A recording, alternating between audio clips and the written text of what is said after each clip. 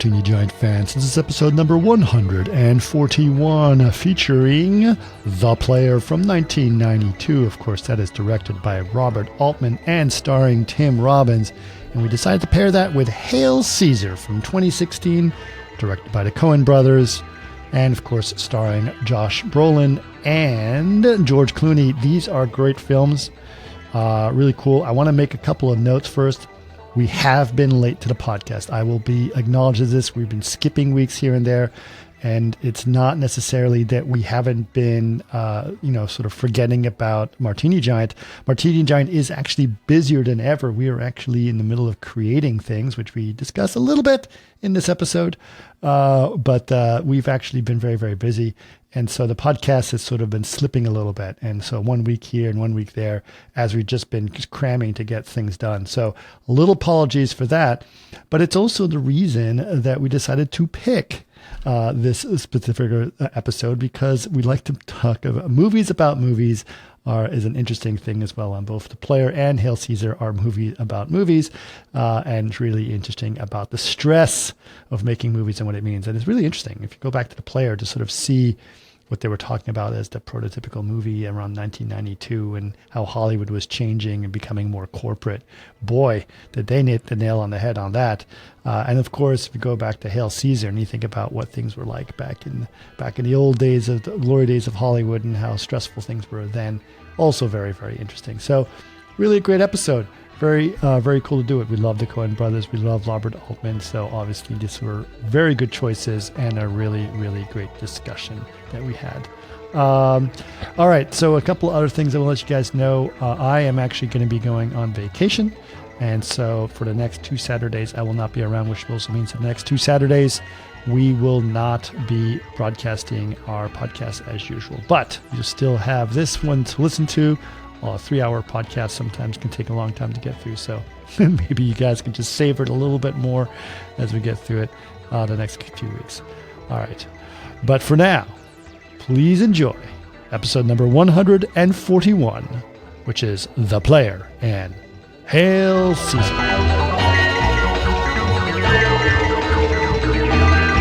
That's fantastic. Yeah, have we had a post-project broadcast yet? We have not.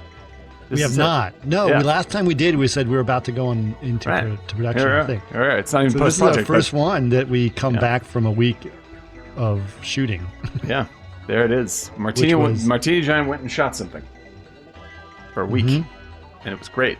For a week. Yeah. It was quite the week. Yeah. Very busy, very intense, heavy schedule. Went off almost completely without a hitch.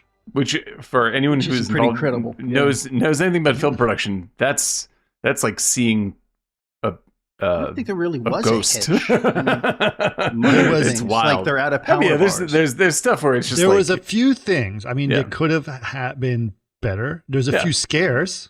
Yeah, like absolutely. Day one on pre-light, we almost didn't get Project Arena working. Just like by a little bit.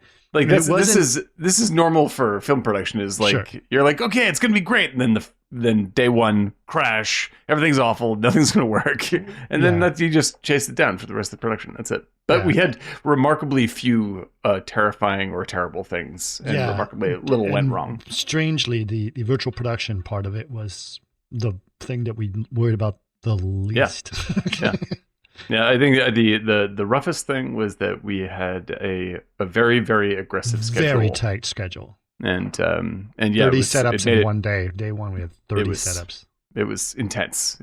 But everyone was on point. And a cast of 16? Yeah, cast of 16. I mean, there was like 13. There were at least like 60 people on the floor that day one, at least. And it was insane. But ran like a clock. Our the people that were running the show, our line producer, etc., who was on the floor, fantastic. Everybody rocking and rolling.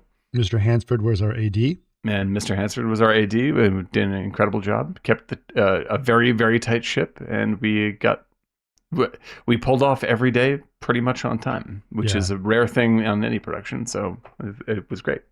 I gotta say, what was the best quote to try to describe things, which is funny because I'm thinking of the The Player, which we're about to talk about, they always put two films together. So-and-so meets so-and-so. Like that was the first time I heard those terms. So-and-so meets so-and-so. Oh, this meets that. Yeah. And so they do that all the time in The Player. But in this one, it feels like someone said, it's shot by Coppola, written by Mel Brooks. Yeah, exactly. That's what I said for sure. And we can definitely looks gorgeous. We can definitely say, until all is said and done, we can't say that it's good, but we can say that it's beautiful. Like Richard Crudo, our DP, and his crew shot the living hell out of this thing, and the set was gorgeous. Our set builder, was incredible, based on Eric's production design. Phenomenal work, beautiful lighting, great shots. Everyone just killing it all day long. So it was a real play. It's actually one of the for such dense days, that was one of the best shoots that I've been on. It was a real pleasure to work with everybody. Yeah, like everyone killed. I think it's interesting because Vlado and Rado were there. Vlado, everyone knows. Rado is the guy who sort of helped develop Project Arena and been working on that for a long time.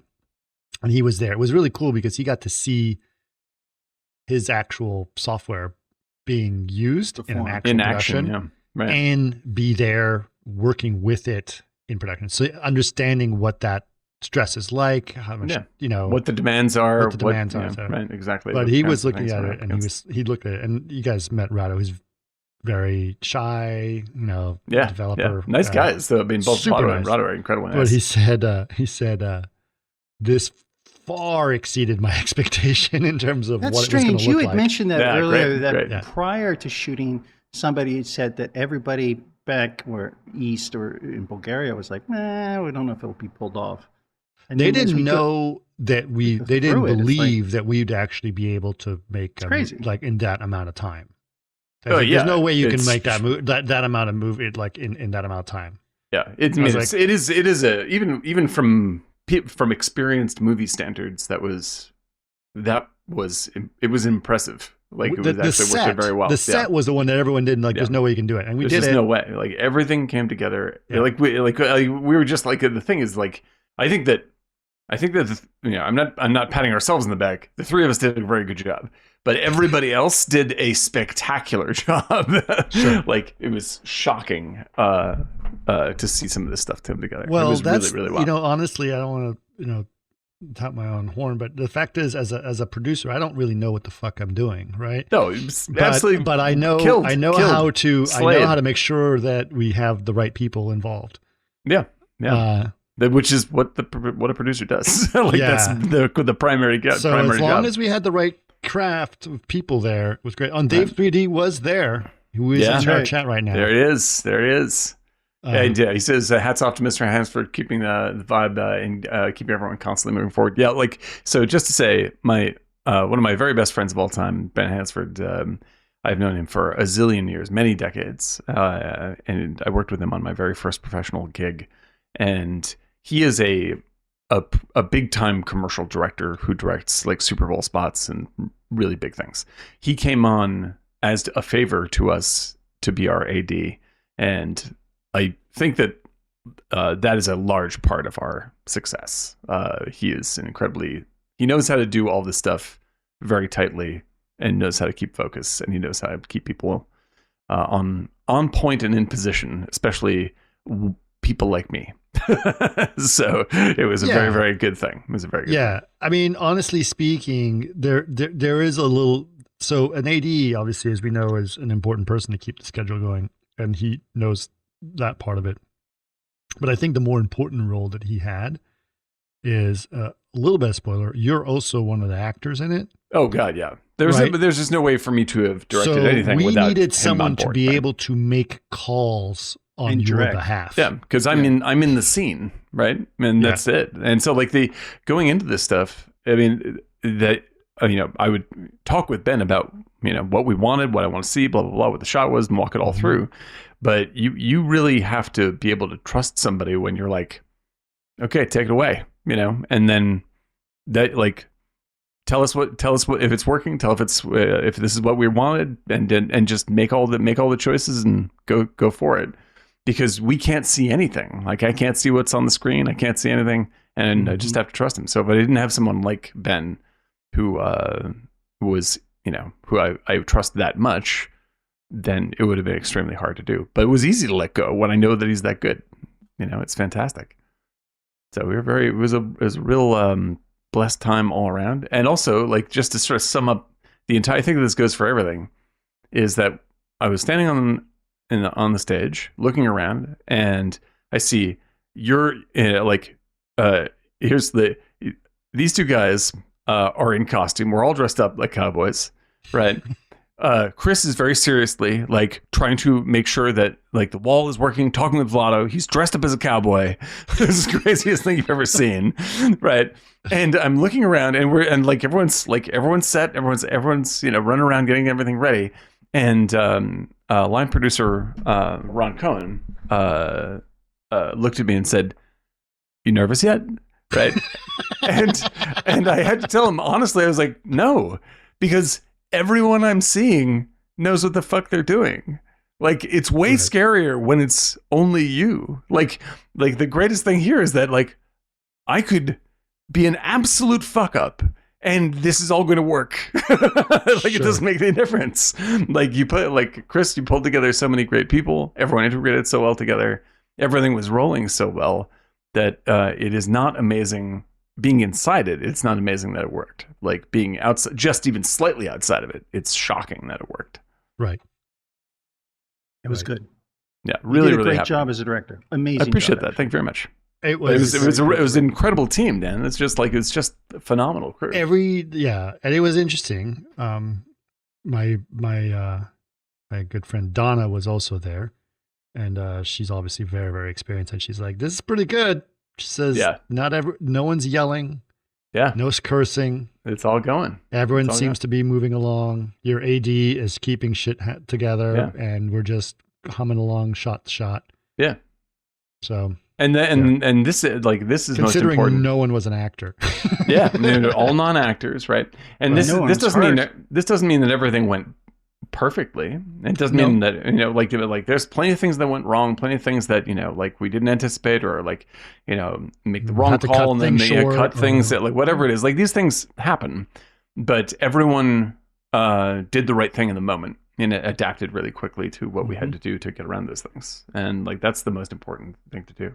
Dave 3D guy says, one of Ben's best skills is Dan Wrangler. Well, he kept you like a puppy dog with almonds, just feeding you every time you totally were like little dog tricks. That's what it is, man. Because he was give me your right paw. Yeah, he could see I was burning through blood sugar very quickly. He basically half of his job is monitoring my mood and how either snippy I'm getting or how tight I'm getting about something, and he's just like, have some almonds, have some almonds. It was hysterical. There was literally at one point I went to your director's chair and there was 4 packs of almonds. 4 packs of almonds just sitting there. You should do a master class on that, controlling your blood sugar behind the lens. Controlling your blood sugar. It's true. It's absolutely true. But wonderful time. Everyone's super nice, and then you have people like Yang Yang, who's our costumer, who's just hilarious. She's happy as hell. Comes up with these bananas costumes, silly, hilarious designs, silly attitude, and they're just constantly infusing everything with joy. And then so it's go to makeup, and the music's going, and everyone's dancing. Everyone's jamming. Yeah. Yeah, it's absolutely terrific. So it was a really great time. And also I could see my brother-in-law, Dave 3D, dressed up as a cowboy. And it was a great time. Dave is actually a tremendous actor in his own right. He is in my short film. He's one of the stars of my short film, Spoiler, and he's actually quite good. And I apologize we didn't write you a bigger part other than running through the frame really quick. But thank you for being there. It's going to be good. I can't wait for it to come out. But we're in post now, and so I thought it was going to be a couple days of rest, but that turned into about maybe 18 hours of rest. So there's so much to do. So much to do. There's an endless amount of stuff to do. Yeah. So it is, like you said, an endless amount of things to do, but that's okay. That's okay. But this is why we chose the movies we chose today. That's the longest run. It is one of the reasons. So I want to talk a little bit about this because I actually often have problems with movies about movies because I find it to be gratuitous and annoying. Yeah, and a little fake, right? A little false. Right. And especially movies that end with, here's the movie about the movie you just watched, and now it turns into a movie. Right. You know, like they do that in Get Shorty, and they do that like a bunch of things sometimes. And if you don't do that right, it's cheesy. Wrong. Yeah, it's cheeseball. Right. And but The Player is probably by far one of my favorite films. Big Picture is pretty damn good too. Oh, The Big Picture is really fun too. I like that a lot. That's a good one. But yeah, The Player is way up there. The Player is one of my favorite films. Great. Yeah, it really is, and it's so good, and it executes that genre of film so well by a master, obviously. And Hail Caesar is true. The more I watch it, the funnier it gets. That like Hail Caesar has gone from a lower tier Coen experience to one of the highest tier Coen experiences. It's pretty darn good. Yeah, it's awesome. By the way, spectacular. Did you not think that the two brothers in The Big Picture that come in were the Coen Brothers? Oh yeah, I hadn't thought about that. Interesting. What?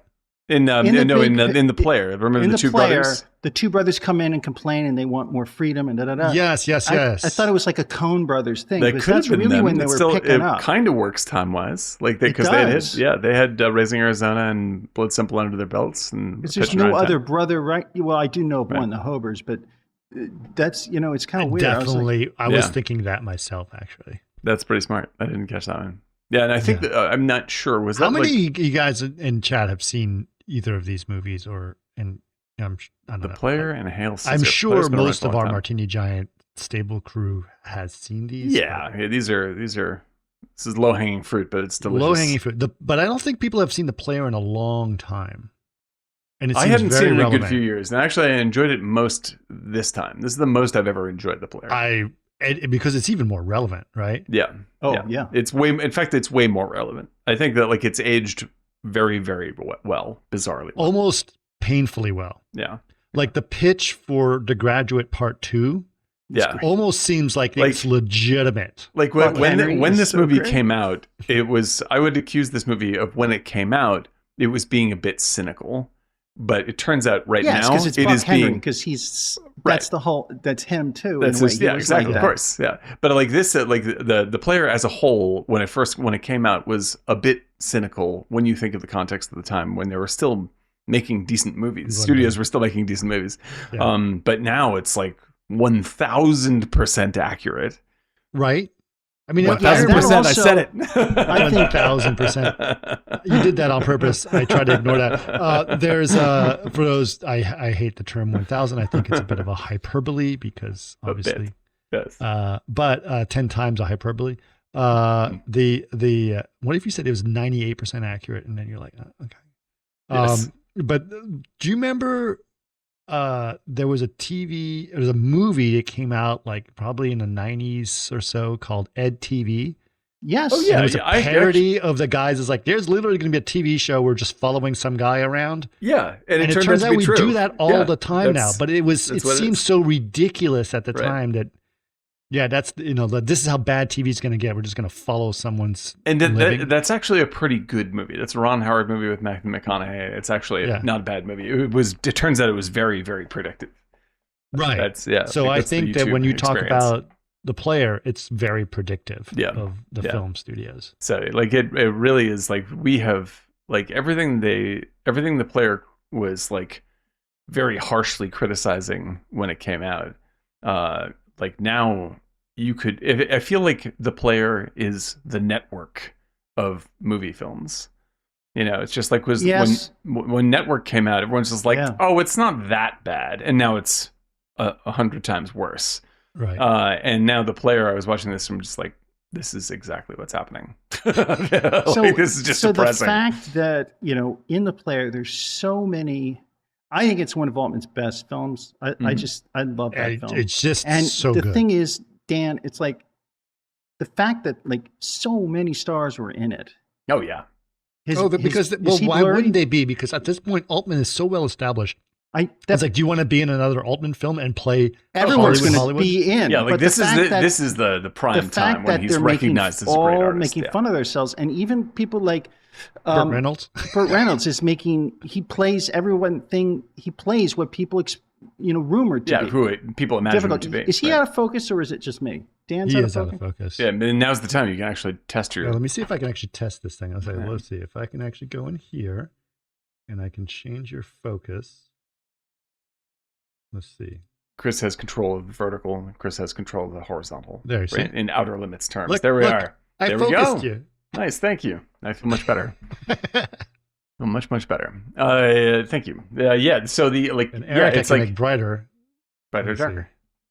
There you go. Because that's nice. There you go. But then he gets a little blurry. Don't. Jason has not seen Hail Caesar. Casey has not seen Hail Caesar. You guys got a treat coming. That movie is damn hilarious. Although I will say, like, Hail Caesar did not catch for me the first time. I thought it was a pretty funny movie. I was like, it's okay, whatever. But now I think it's one of their funniest. It just has to grow on you as it goes. But so the Player is an extremely cynical, highly accurate movie about Harvard MBAs taking over and destroying the movie industry. I.e., it's a documentary. Well, they're not Harvard MBAs because they are film guys in some way. Oh yeah, no, right? I'm sorry. It's the real world is worse than the Player. The film guy was actually security, and his father was a grip. But what's his name? Just Tim Robbins, just kind of. Yeah, that's the thing. He gets one of those shows wrong. He gets Sunset Boulevard incorrect. He doesn't know the name of the character that William Holden plays in Sunset Boulevard. But I felt Jeremy Piven coming through with it's right when Sony was purchased. Right. Oh yeah, that's the thing. We make all your Sony products here, and I was like, oh yeah. Yeah. Because okay, so just to put it in context, this movie came out in 1992. You can definitely tell by the shoulder pad budget. Wow. Shoulder pad budget was high. And the suit Some of those women were like long. linebackers. It was just like out to here. It's crazy. But you know what I think is really fantastic about this movie and actually makes the movie even more poignant is that I bet that I would say that 70% of people under 30 could not name a single person in this film. Yeah.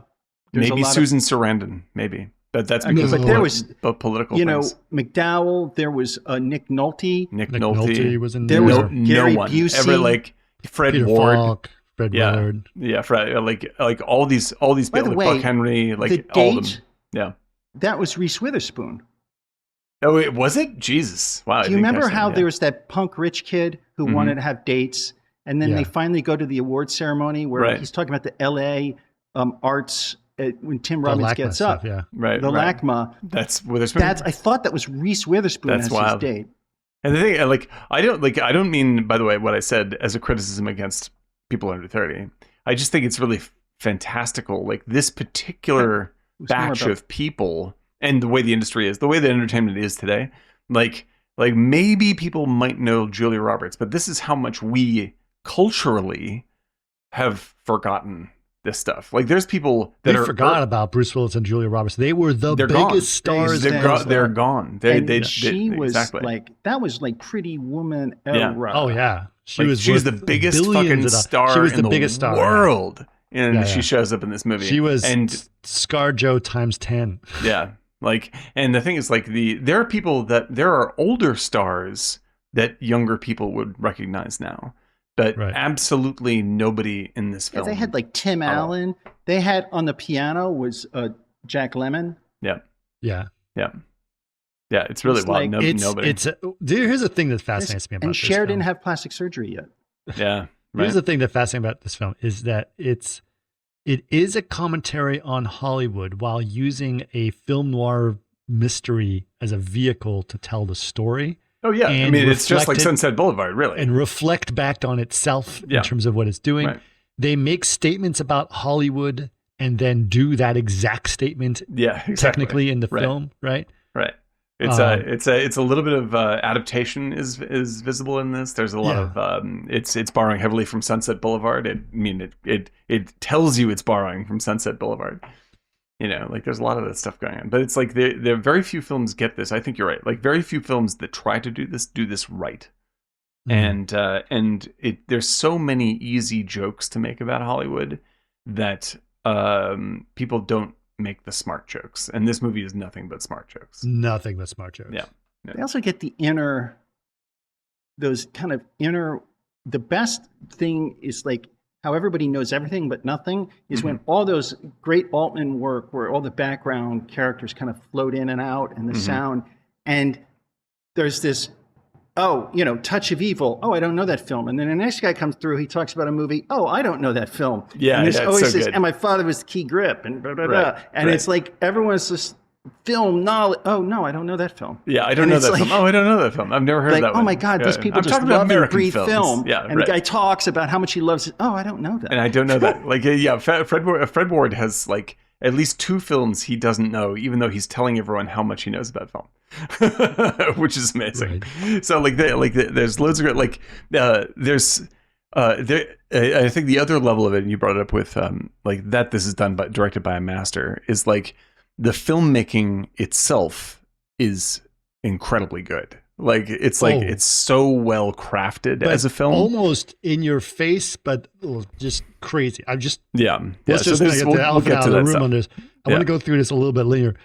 It starts off with one of the longest takes, most challenging oneers of all. 8-minute oneer. And they talk about a touch of evil that it shows everything in the movie. And they do it. And they do it while they're doing it. They're basically talking about how they don't do oneers anymore in movies while doing an extremely challenging oneer.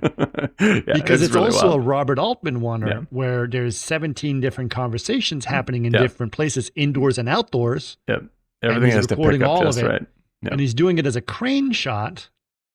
Right.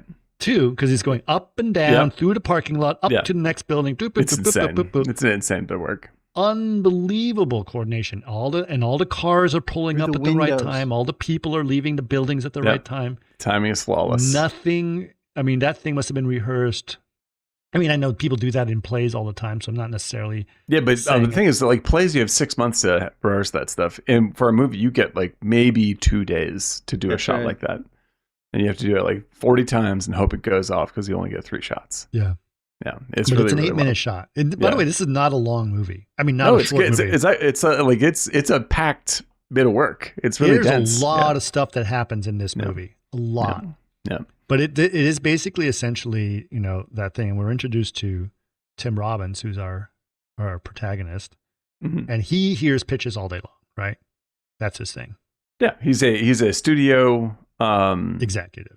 Right? And so all he does is judge what movies are going to get made. That's all he does. But he also says it very clearly in the movie. It's like, I hear 50,000 a year, and maybe 12 get made. Yeah, well, this is it. Like, I should have listened to this movie. I swear to God. Like, the thing is, like, it is amazing how empathic the movie is towards Tim Robbins, because he is a scumbag. Like, he is a terrible person. Yeah, like he's a shallow, narcissistic. That's the only person that can do that job, though. Right. And they keep you just enough on his side.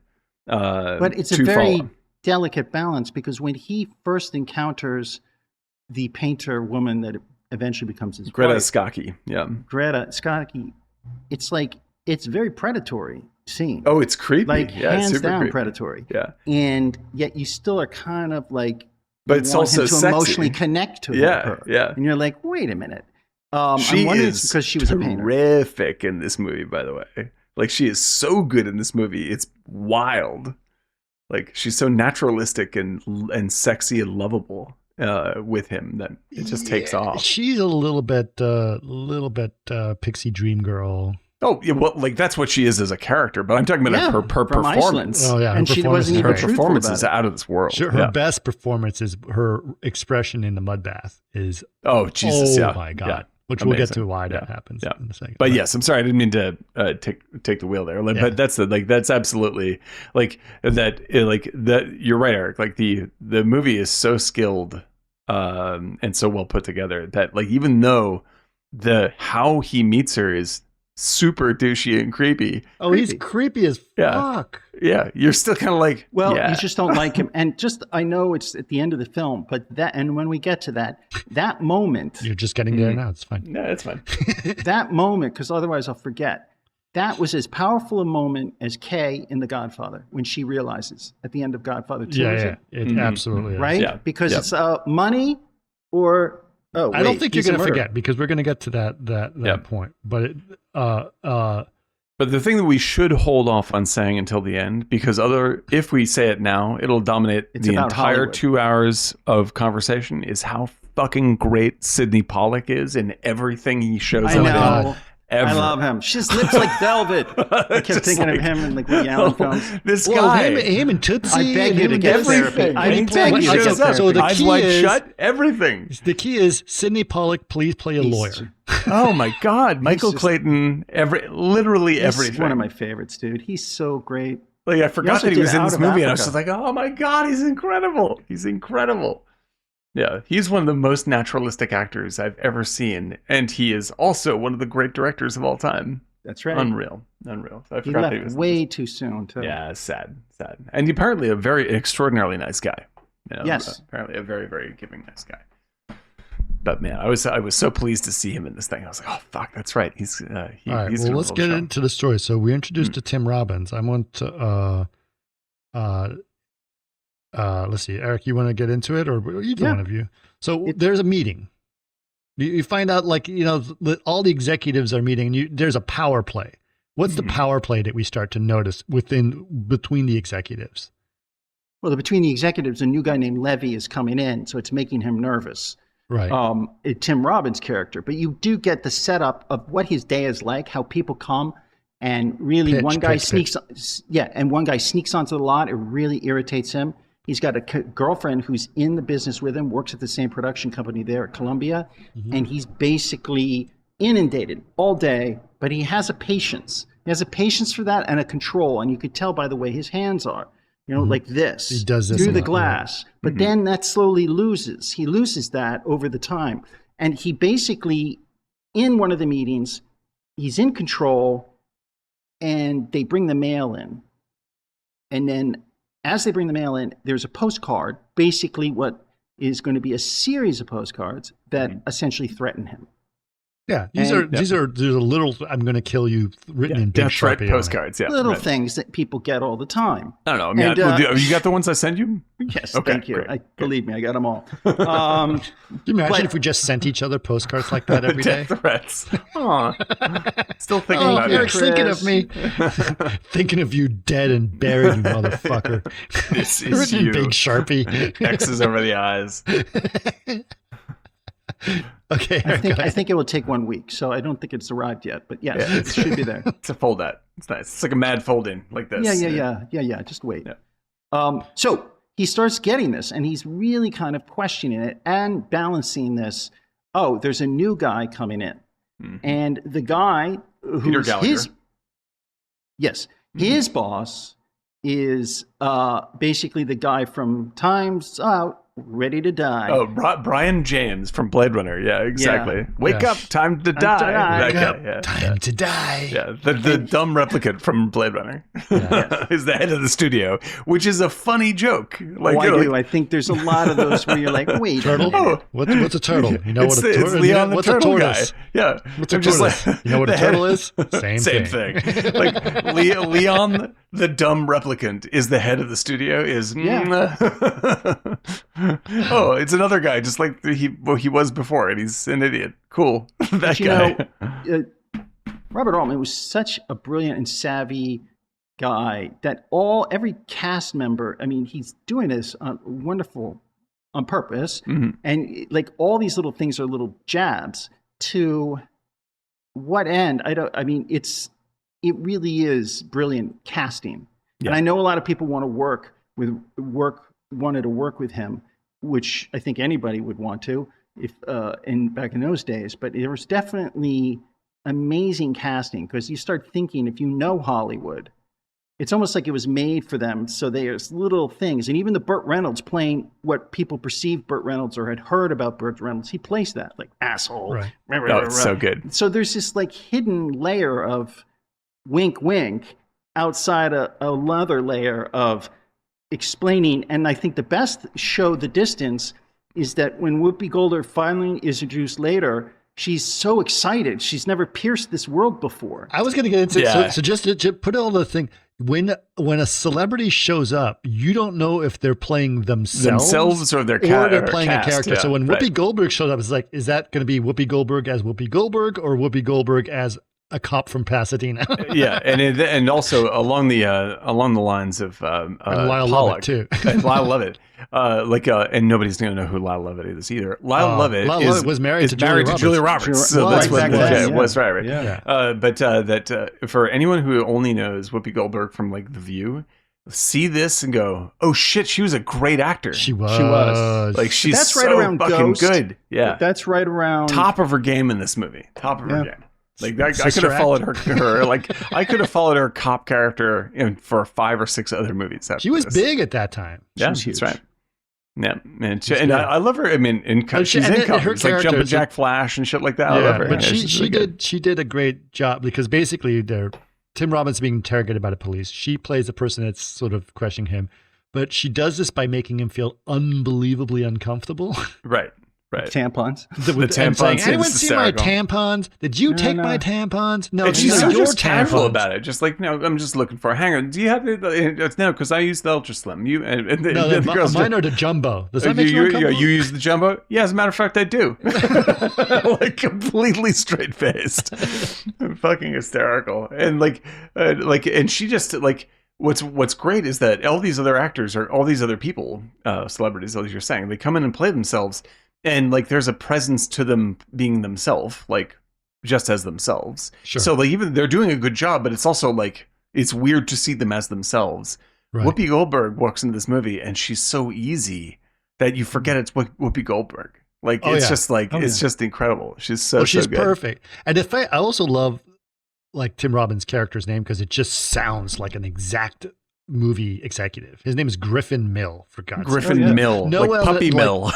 No one else like that's not the most studio executive name exactly. ever, you know. Griffin Mill. Exactly. More grist for the mill. Yeah. That's what's happening. So basically, Tim Robbins' character is being threatened by these postcards, and his job is also being threatened by this new guy coming in. The new guy coming in is super douchey. Yeah. Super douchey, but all of them are, right? Cocky. Everybody is. Yeah. Cocky. He's a little bit like in Scrooged. Yes, basically. But he is, but they explain it. You know, Sidney Pollack says he's a comer. He's a comer. You were a comer too. Yeah, exactly. Like, this is how it works. Like, the new young guy comes in, right? Yeah. Makes a lot of noise, kicks everything up a notch, and then you get stressed out, and maybe you get kicked out. Maybe that's what happens. But this is how the energy travels in the studio game, and you know exactly what's going on. Yeah, right. Exactly. You know, and so like so there's the death threats are like almost a symbol of he is aging out of his position. Like, Tim Robbins is like 30 something, and like, it's just like, nope. Oh, and there's too many bodies, right? Too many bodies, right? And they're all writers. So apparently all the writers in the world hate him, because he's pitched this a million times, and then the writers just hate him, which is also an interesting sort of like, thing. And the girlfriend, or the first girlfriend, shall we say? Yes, right. She is also like a writing editor, and so she helps him go through stories and does a bunch of and she has taste, right? She's smart and she has taste, right? She's very, very, very mousy. Yeah, she's very plain, and she's plain, very plain, and very insecure. Right. And so she's with him, and she can do whatever, but he he's with her, but clearly she's just a pawn in the many things he's doing. Right. And it's also, just to point out, like the kind of trolls the movie pulls, right, is like, you have like Greta Scacchi, who's like unbelievably gorgeous, right? And they talk in the movie about, these are the things you need in a movie. You need like, happy endings. They list all this stuff, and they're like, yo, you need sex and nudity and blah blah blah. And you do get immediately that says, in order to sell tickets, you got to have sex, and they have a sex scene exactly right after. Right then, exactly. Yeah. But you don't get nudity in that sex scene, right? The only nudity you get is Tim Robbins and his plain girlfriend. In a hot tub while she's reading a script. Yeah, so it's the least sexy kind of nudity. So like Altman's like, yeah, I'll give you the boobs, but it's going to be in this context. And you're just like, this is like, everything is a troll. Like the whole movie is a troll constantly. Like, you want the nudity, no, but not sexy. You want the sexy, no nudity, also kind of weird. Yeah, and then like Tim Robbins comes out of a mud bath and it's all dirty from the mud. And it's just nasty. Nudity. Yeah, exactly. It's dirty junk. Thanks very much, Robert Altman. Thanks a lot. Not sexy. But it's funny. It's very funny. Yeah. Yeah. So this is the basic situation where he's feeling threatened. Now, all of this is happening in a very Robert Altman style. Mm-hmm. Millions of dialogues happening on top of dialogues and conversations. Layered over characters in and out. Right. It's awesome.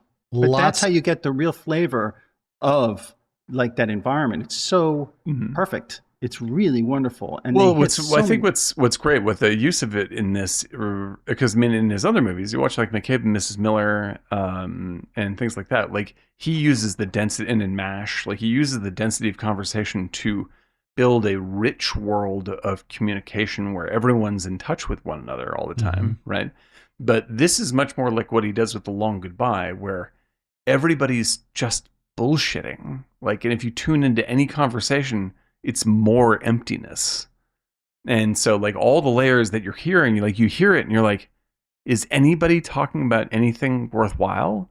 Like it's all, and so like it's all absolutely empty, vapid nonsense and all I think the time. It becomes even more clear when Whoopi Goldberg shows up because she's part of the real world. Yeah. And everyone else is like all of their lunch conversations, all of their bullshit. Yeah, it's real earth. Yeah, exactly. It all feels so self-serving and so important when she comes in. It's like, yeah, I'm investigating a murder. Yeah, and even when she's talking with her coworkers, it feels like these are real people talking about actual things. Mm-hmm. And even when they're fucking around and telling jokes, it feels real. It's also the way they set that laughter up and they all have that inside joke. Yes. There's a different camaraderie amongst people who in their jobs. Right.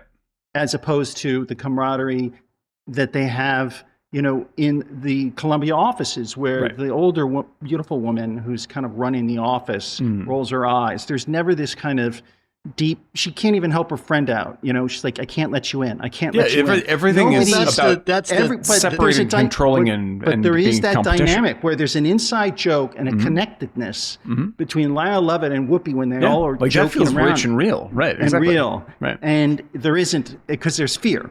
Yeah, because the entire studio event, like all the conversations between everybody, even people that are pretending to be friends and like each other when they're at lunch, like you can feel the edge and the competition and looking for angles to use other people, and like there's like it's just here's a pile of narcissists and nobody cares about anybody else at all. They just have to trade information constantly. And then you see Whoopi Goldberg and her crew, and you're like, oh, these people listen to each other and are interested in each other's lives and tell jokes. Like, this is nice.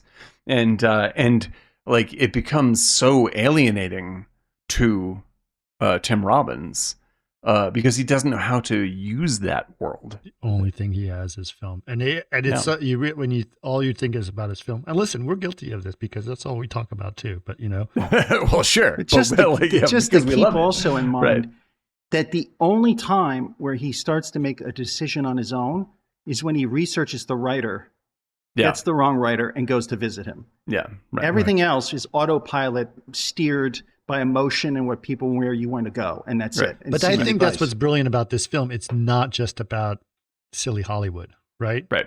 It's about something different. The comment to him, the way I received it, is the fact that he did the research to find the writer, and it was completely wrong. It's totally wrong. Yes, this is it. And he goes and does it. He ends up murdering a guy, which ironically propels him to the top. Yes, that's part of how he wins. Yes. Yeah, it's really kind of like, and just by the way, as a gag, like the death of the writer is like basically the alternate title for this movie. Like that's a funny gag. It's just like the concept of the death of the writer is the foundation of the film, and it's literally what happens. And I think that this, like, and so to keep talking plot, he believes that these death threats are from like a writer. Are from a writer. He thinks he knows. He researches. He does a bunch of. They did this big tries to figure out the meetings. He's like, it has to be this guy. I found you. Right. By the way, that whole research moment was like, I was waiting for him to pull out a Thomas guide. It's like, we've really moved ahead in life. Yeah, exactly. It's like Blade Runner. Just 46 to 33. Is this really? But do you remember like all that kind of? All the Hollywood like info stuff was all embedded because you get because you get those books like the agent book and the talent book, like all that stuff, and of course the Thomas Guide, which is amazing. I wish we still use Thomas Guides because they're so much fun. But the page where you lived was always like coming out because you used it too many times. He used it too many times. But he thinks he's figured it out. And the writer that he goes after is Vincent D'Onofrio. Well, first of all, he goes to the writer's house because he wants to try to figure out. He goes to the writer's house. He has a cell phone, by the way, size of a brick back then, right? He uses his cell phone to call the house, and he's creepy. This is the creepy scene, right? Yeah. He's creeping outside the house calling, and he finds out, no, he's not here. He went out to the movies. And then he looks inside. He's looking in the house while he's outside the house on his cell phone. Very, very predator. Yeah, and we're stalking with him as he's peeping in on the writer's girlfriend, right? Yeah, and having this casual, this real back and forth. That's quite beautiful, flirty conversation, which she totally engages with him on. Yeah, absolutely. And this is the fun bit because they have two major conversations in that house, right? And they are both, the chemistry with these guys is insane. Right, like she's really great, and she's just so open and so like slow seducing him the whole time without like seducing him and just pulling him into this and he's like, well, that's the perfect right. She's creative. She's a painter. Yeah. She's from Iceland. Right. All the which she find out later that she's bullshit. Yeah, exactly. Half of this is bullshit. Right. But I mean, like all this, she says all the right things and lures him and all like all that and she's a lot of Pixie Dream Girl stuff going on. Yeah, but at the same time, but the thing is, like, Manic Pixie Dream Girls, first of all, I'm not against them in movies because they're just like in any, like, if you look at rom-coms, it's Manic Pixie Dream Boys. That's what all rom-com foils are. Like, we can't just pick on one side. Like, it's the same thing for both ways. But what's very inventive about this one is that she is in the position of being a manic pixie dream girl, but actually she's just as narcissistic and seductive. Him. Yeah, she's him. She's a liar. As a woman. Right. Yeah, absolutely. She's him. She like, lies and I'm going to pull along. this guy in and use him so I get a house. Like, that's what's happening. And you get that later at the spa. Yeah, honestly. Absolutely. She's him. 100%. And that is the real hook of that all. You realize later she's just full of shit. Yeah, no, I think it's really terrific, and she does such a bang up job, and she's like, and I love that she's constantly dropping things like he's trying to engage her in this sort of top level flirting, like what kind of books do you like, kind of stuff, and she's like, no, I think reading's I don't like yeah, it's such a great line when she's like, I don't like reading. Right? You don't like reading? Yeah, no. I mean, I'm all right with words, but I hate full like sentences. Paragraphs. Sentences, yeah, exactly. And I'm just like, it's both really sort of slippery, fun kind of seducey talk. At the same time, she is basically saying, I am completely uninterested in art. Yes, like, and you get the sense and you get the sense from him is that he's here making decisions about film, and he's missing nothing. Like he can give a shit about any of it. Yeah, exactly. Yeah. They're exactly the same kind of animal. Yeah, she's making art, but really, it's about her being sexy in her house. And, yes, that is literally it. These two are monsters. Like, they're terrible people. They're monstrous people. And it's only because we pay so much attention to them that we find them empathic, which is really funny. Yeah. And so he decides, where is he? He's like, oh, he's at a Pasadena art house. He just went to go see The Bicycle Thief, right? Yeah. Which, of course, they're going to pick The Bicycle Thief. Right. The most It's like, empathic movie ever made. Yes. Oh yeah. Right. Right. And This so he walks beautiful, into beautiful art film. into the theater late and then tries to pretend like he remembers this guy. Yeah, right. Like, And I love. He doesn't even. He can't even go see the bicycle thief. Like, he's just He has like to go late. He has to go late. I'm not gonna fucking put up with that Italian neo-realism bullshit. Like, I'm not gonna watch that. By the Are you way, kidding me? Vincent D'Onofrio. But then he tries. The best part, sorry, is after all the shit that happened. Well, go ahead. I'll tell when I get to the right. No, point. no, it was just D'Onofrio does like the best Malkovich impression. Oh, great. Yeah. And first of all, we should note that so D'Onofrio Right? is the writer. It was Malkovich. Yeah, it's Yeah. totally Malkovich. It's totally Absolutely. Malkovich. It's D'Onofrio hilarious. is the writer, and very young D'Onofrio when you look at him today. Yeah, he looks This great. is before Men in Black. This is Yeah. He's him. trim. He looks great. Yeah. The hard jaw. Yeah, it's fantastic. He looks great. That's funny. And he's angry, and he's playing the great D'Onofrio, like fuck Right. you, And he's executives. Yeah, Right, exactly. because he's just like all the other writers who He's a pretentious put upon I'm hack. an artist. I am an Yes. artist. Films used to be about something, right? This is the It's this like, is this is the best because like this is what the movie gets so right. Is because like this is not a movie because it is. I mean, like it's by a famous writer named Michael Tolkien, right? Mhm. But it's based on a book. Yeah, it's based on a book, but unlike other movies of its type, where it's a writer's revenge movie, where it's just like I'm going to talk how evil the studio people are and how good and soulful the writers are. Mhm. Like all the writers in this movie are fucking creepy, shallow hacks as well. Or they're whiny too. They're whiny put as upon hell. bitches, Have you man. ever It's read the book? fantastic. Have And you they ever all read the think that they have the best story, Yes. right? Like Yes. but And it's they so have no spine and they don't stand up for themselves and Right. like they're terrible. They're all terrible. It's amazing. Shallow, Did you terrible people. ever everywhere. read the book Hello, I Lied? Oh yeah. Who's that by? That's no. yeah. It's one of the famous. Yeah, film I books, read yeah. that when I Hello, first went to LA. Hello, She Lied, or whatever it is. Yeah. No, Hello, I Lied. Hello, I Lied. Yeah. Like That these are. that is a beautiful book. Yeah, that That welcome to the nails. screen trade. Like there's a couple of great Goldman. ones like that. Yeah, Goldman. Yeah, but like the thing is like this movie is perfect because like and I think most people would agree with me on this in that work in movies, right? It's like the movie business isn't actually like this. Like this isn't really, people aren't all fucking evil sharks and all narcissistic shallow pricks. Like, in fact, I meet very, very few people like that. Like almost everybody I meet is really earnest and wants to make good stuff and really smart and very helpful and everything's nice. But the constant presence of the fact that this is a business seeps into everything and influences everybody's decision making a little tiny bit. And it ultimately ends up, and when you feel really depressed about what's happening, you feel like this is the world. Like the world of the player is this world.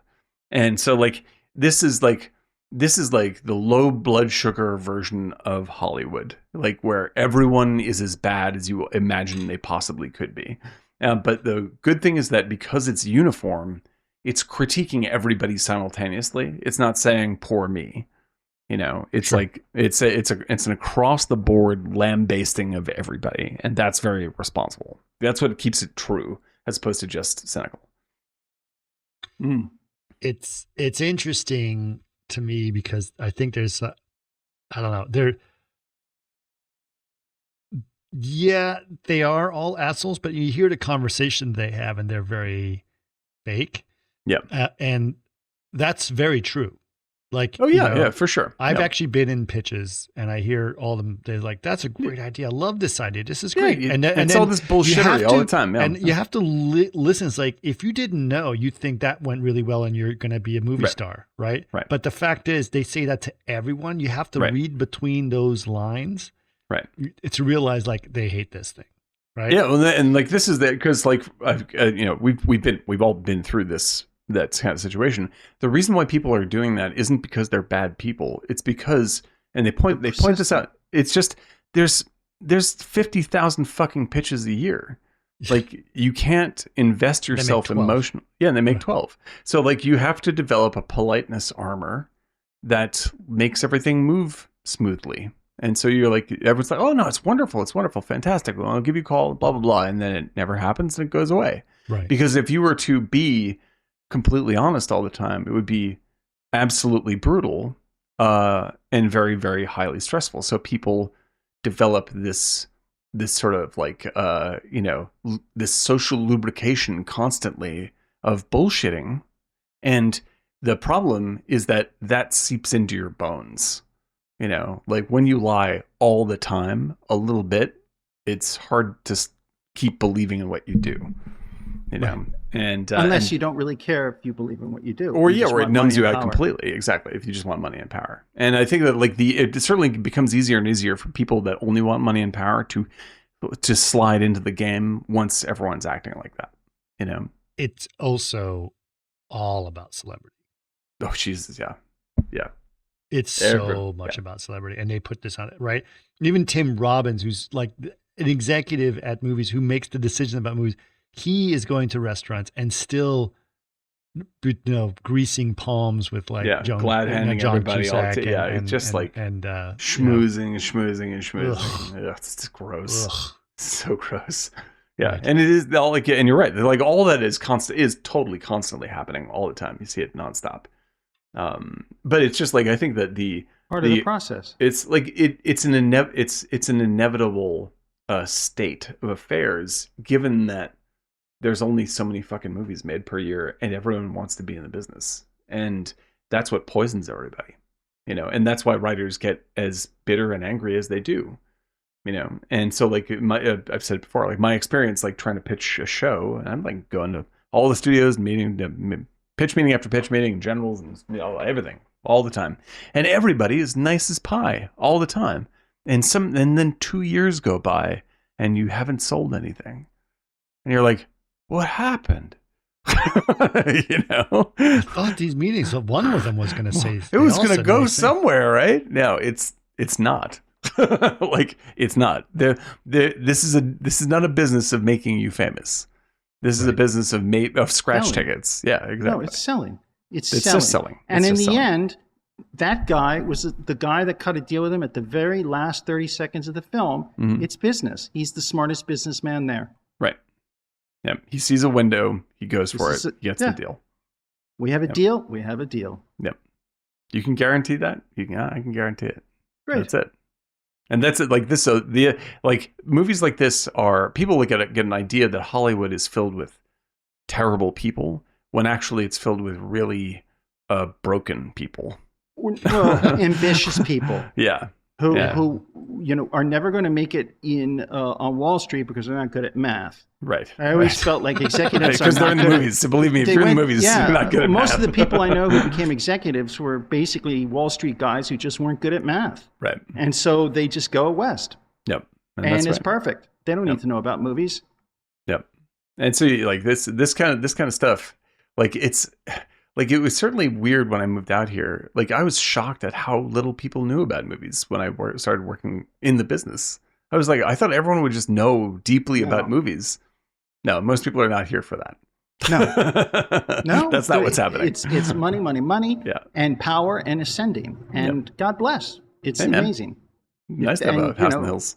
You want to do that, you do it. The thing, I think the biggest misconception is that, and this happens all the time, people assume Hollywood is filled with money. Mm-hmm. And while there is definitely money in it, not even close to money in other places. It's tiny. Yeah, it's small potatoes, man. Look, people don't realize that the game industry is 10 times bigger. 10 times bigger than the film industry. Yeah, exactly. Video games is like gazillions of dollars. Yeah, and the thing is, like that's still entertainment in a way compared to Wall Street but the people, or the insurance if you were asked a random person, where do you think people make more money in movies or games, they would automatically assume. That's today, but in 1991, that was the game. Oh yeah, 100%. Right, but like in that I work in both industries, I can tell you that largely people in video games are actually nice and help each other. Like it's a very different industry. Like there are big corporations where people are absolute tools, but for the most part, like the money in the movie industry is shady as fuck. It's all super shady, right? And the thing is, like, there's like the bulk, and we talked about this before, but it's like everyone is drawn to artists are drawn to Hollywood because they love movies, they want to make movies, all this kind of stuff. You get to the edge of Hollywood, and there is a gigantic moat of just sludge that's a mile wide. That it's just all this soft scams and people trying to like claw their way up, and like all this, like you just get tangled in this stuff for years, and then just on the inside there's this one little island where people like David Fincher work. Right, where he can do whatever he wants, and he can do whatever he wants. Yeah, and outside of that, it's just like everyone's like, oh, please. But the fact is, there can only really be a few David Finchers. That's right. Yeah, just like there's and there are 12. probably more within this game. Yes, so if you agree to play this particular game, there can only be a few David Finchers, and there are probably tons of David Finchers. So he's tons just of people one of the that lucky talented. ones. He's one of the lucky ones. Yeah, exactly. And I don't want you to dismiss his talent. I'm just saying that there's Absolutely. probably lots of people who have that talent. Oh, yeah. He just got there, and he's the one that got there. All right, yeah. I'm sticking in. I started a brand. I made a brand. Absolutely. That's it. It's and just the thing about is, like, survival. Yeah, and the thing is, like, staying in the game. Yeah, and I think, I mean, we made the argument on Martini Chat before. Like, it's an illusion that you have to be a part of this particular game in order to do the things you want to do and make art that you love. Like, and much of the time, like a great bulk of my creative life was wasted trying to play this particular game, and I ended up making nothing because I was constantly working for the idea that someone else will give me the permission to make the thing I want, and it's not true. Like, that's not how it works.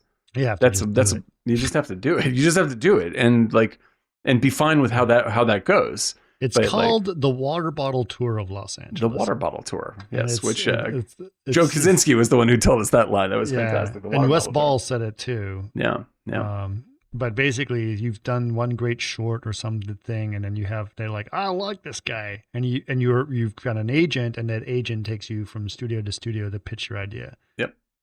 I've been on this tour. I've been exactly on this tour. They offer you a bottle of water when you walk. Every time you walk in. Can I get you a Diet Coke or a bottle of water? Bottle of water, please. Great. Yeah. And you get to sample all the water at all the greatest studios in Hollywood. And notice, by the way, there's a lot of bottled water in the player. There always. Yes. How particularly is about water. About water. And a water glass. Yes. Don't serve it in wine glass, but in a water glass. Yeah. And then he leaves. Right. And then he leaves. He doesn't even wait for them to come back. No, he just leaves. Yeah. I can tell you the actual best meeting that I ever had when I was on the Water Bottle Tour was I ended up meeting with this studio executive, and nice guy, and it was basically his last day at this particular studio. Right? That's the worst. And so I walked in and I was like, "Hey, nice to meet you." And he's like, "Hey, listen, I'm going to be honest with you. I can't make this show because I'm leaving."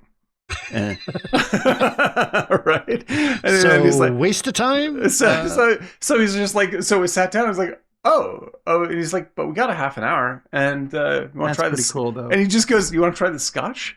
And like, we sat there and we drank this fucking incredible whiskey, this incredible Scotch whiskey, in his office, and just talked about stuff and movies and whatnot. And I was like, and just like, yeah, thanks a lot, man. Took off, and that was that. And I was like, that was the most productive meeting I had the entire water bottle tour. Like, I was just like, I really felt like I talked to a guy. It was scotch, it wasn't water. Yeah, I told you that story where I ended up having dinner with a whole bunch of writers, and one of the writers was saying that he and his partner did a meeting, and they just remodeled the office at like Paramount for this executive, and he stepped in dog shit without realizing it. Nice. And on the woman's white carpet, it was all over it. And in the meeting, and she's like, "What's that smell? Do you smell something? Let me see the bottom of your shoes." He's like, "No." And his partner's like, here are my bottom of shoes. Let me see your bottom of shoes. No! It was the partnership didn't last long after. Yeah, I was crying because I was like, that's like Martin Short in a movie. Oh my god! He cut through. He said he cut through one of those hedges on the lot. Do you know what I mean? Like, if you're walking, there's a little hedge. He's like, "Quick, we got to go!" And he just cuts through a hedge. Walked on dog shit. Yeah. And then they get up. We just remodel our office. White carpet. I'm there. It's just all over. It's high tops. So I got a question for you guys then. Like, given the way that the industry is currently working, where it's headed, is the player as a movie like still relevant? Is it still relevant? Yes. Absolutely. Yeah. Yeah. Absolutely. Think about, because here's what's weird, right? If you think about the streaming wars that happened, right? At one point, I mean, remember that guy was saying we made 12, right? So that's one a month, right? At the streaming wars, Netflix was doing one a week, one movie a week, right? Which was insane, right? That's way beyond. That has been cut way down to the point now, because what happened is, when there was this gold rush of content that was going on, all those guys are crowding the gate like right now. And they're like, nope, we're closed the gate, shut down the lever. And now it's just a shit show of people trying to get their stuff done, I think. Yep. And on top of that, they realize, the studio executives are realizing that they can't make superhero films anymore. Yeah, so they don't know what the fuck they're going to do anymore. So that's really my question, is like I really feel like, because I think it's extremely relevant in this very moment of time where like studio bosses, like what's his name, who is like just what's his name, Zaslav. I mean, he could be in the movie. Why is he like the ultra villain? Is like of all this stuff. Yeah. Go ahead. So first of all, I think the movie, it is relevant in all the points you've said, but I think one of the things is that's still very relevant, and is if you look at the Tim Robbins' former girlfriend and her value system and the way she wanted to do things, and in the end she screwed over.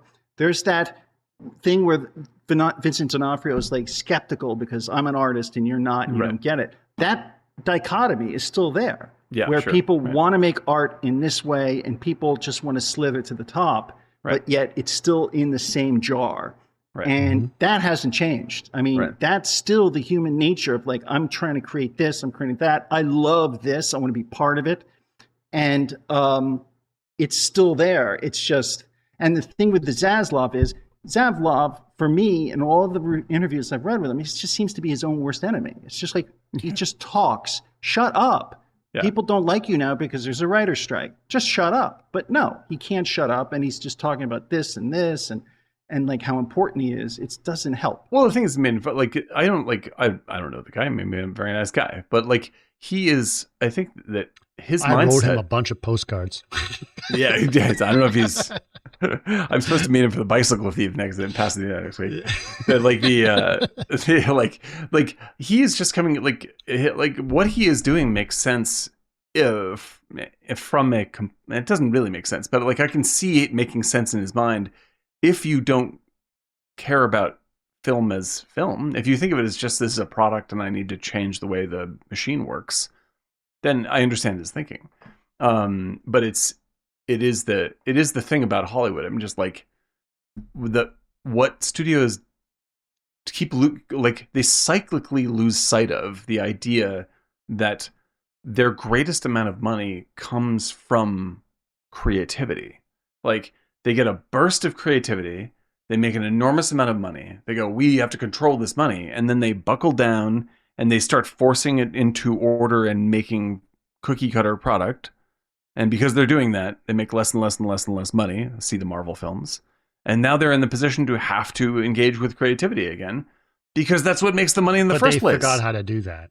It's the Wall Street mentality. Yeah.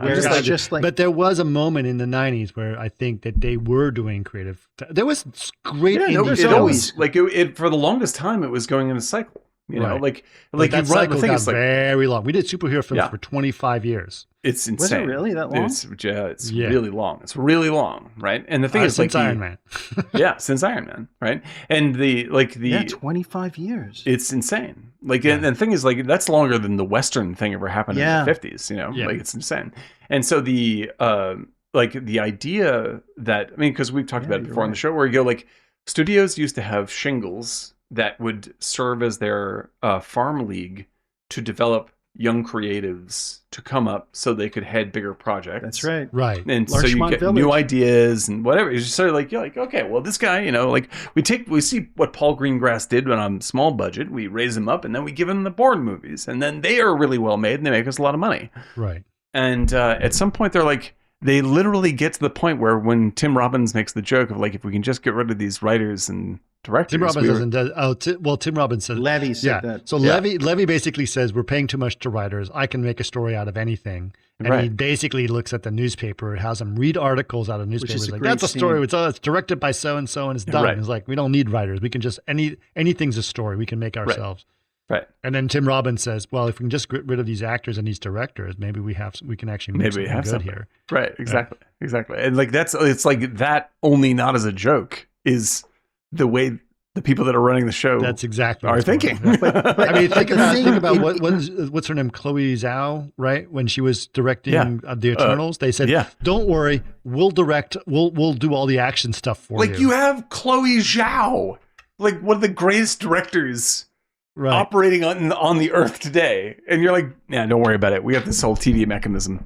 Let's make it our way. You just do some stuff. We'll take care of all the action." Okay, why'd you hire her? I mean, good for her. She gets a shitload of money to do whatever she wants with. I thought the Piven thing with the Japanese businessmen was that was really funny. Yeah, they walk on set and he's like, "Yes, we're using all the greatest Sony products during the production of this movie." But it just shows where it's all going, and it's like, you and Eric, I'll have sashimi with you. Yeah, right. You and I, Eric, we worked at Sony, and it was around 2005, I believe. 2007 or 8. Yeah. No, because Lily was not born yet. And I also worked with you guys like around 2006 or 7, I think. So it was around 2005 because Lily was not born yet. It might have been 2006. In any case, but in any case, it wasn't. It's only about 10 years after this movie. Right. But I remember going there and hearing like the history of the Sony Corporation as part of our orientation, and how they invented the first rice maker or whatever it was. Right. It was like this big thing. This sort of, I'm like, what does this have to do with making movies? What does this have to do with it? Yeah, exactly. Yeah. Well, it's like when it's like the whole process, the way the process is currently working is like when, what was the Chinese company that bought DD? Whatever that whole thing was. Oh yeah, galloping horses. Yeah, right. And like they're buying horses. Like they're buying DD because they imagine that DD has some magical technology that does good visual effects. And meanwhile, DD is letting go of all these people. And I'm like, it's the people that did the effects. It's not the magic machine box. Well, like, what are you buying? There's other stories behind that. I don't want to get into it right now. Sure. Yeah. But I was just like the mindset of like, who do you think makes the good stuff? I do want to say one thing. The thing that cracked me up when I fought in this movie the second time. So I want to get back into this story.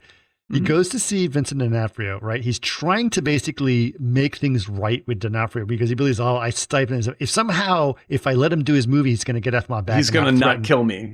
Kill me, right? And so he does this. Vincent D'Onofrio is like, fuck you, whatever. He's like, well, come on, let's talk. I want to hear about your story. And says, you want to go to a bar? And so they go to a bar together, karaoke place. Japanese bar, yeah. Right. And so he goes there, and then they get into a fight about something, leaves.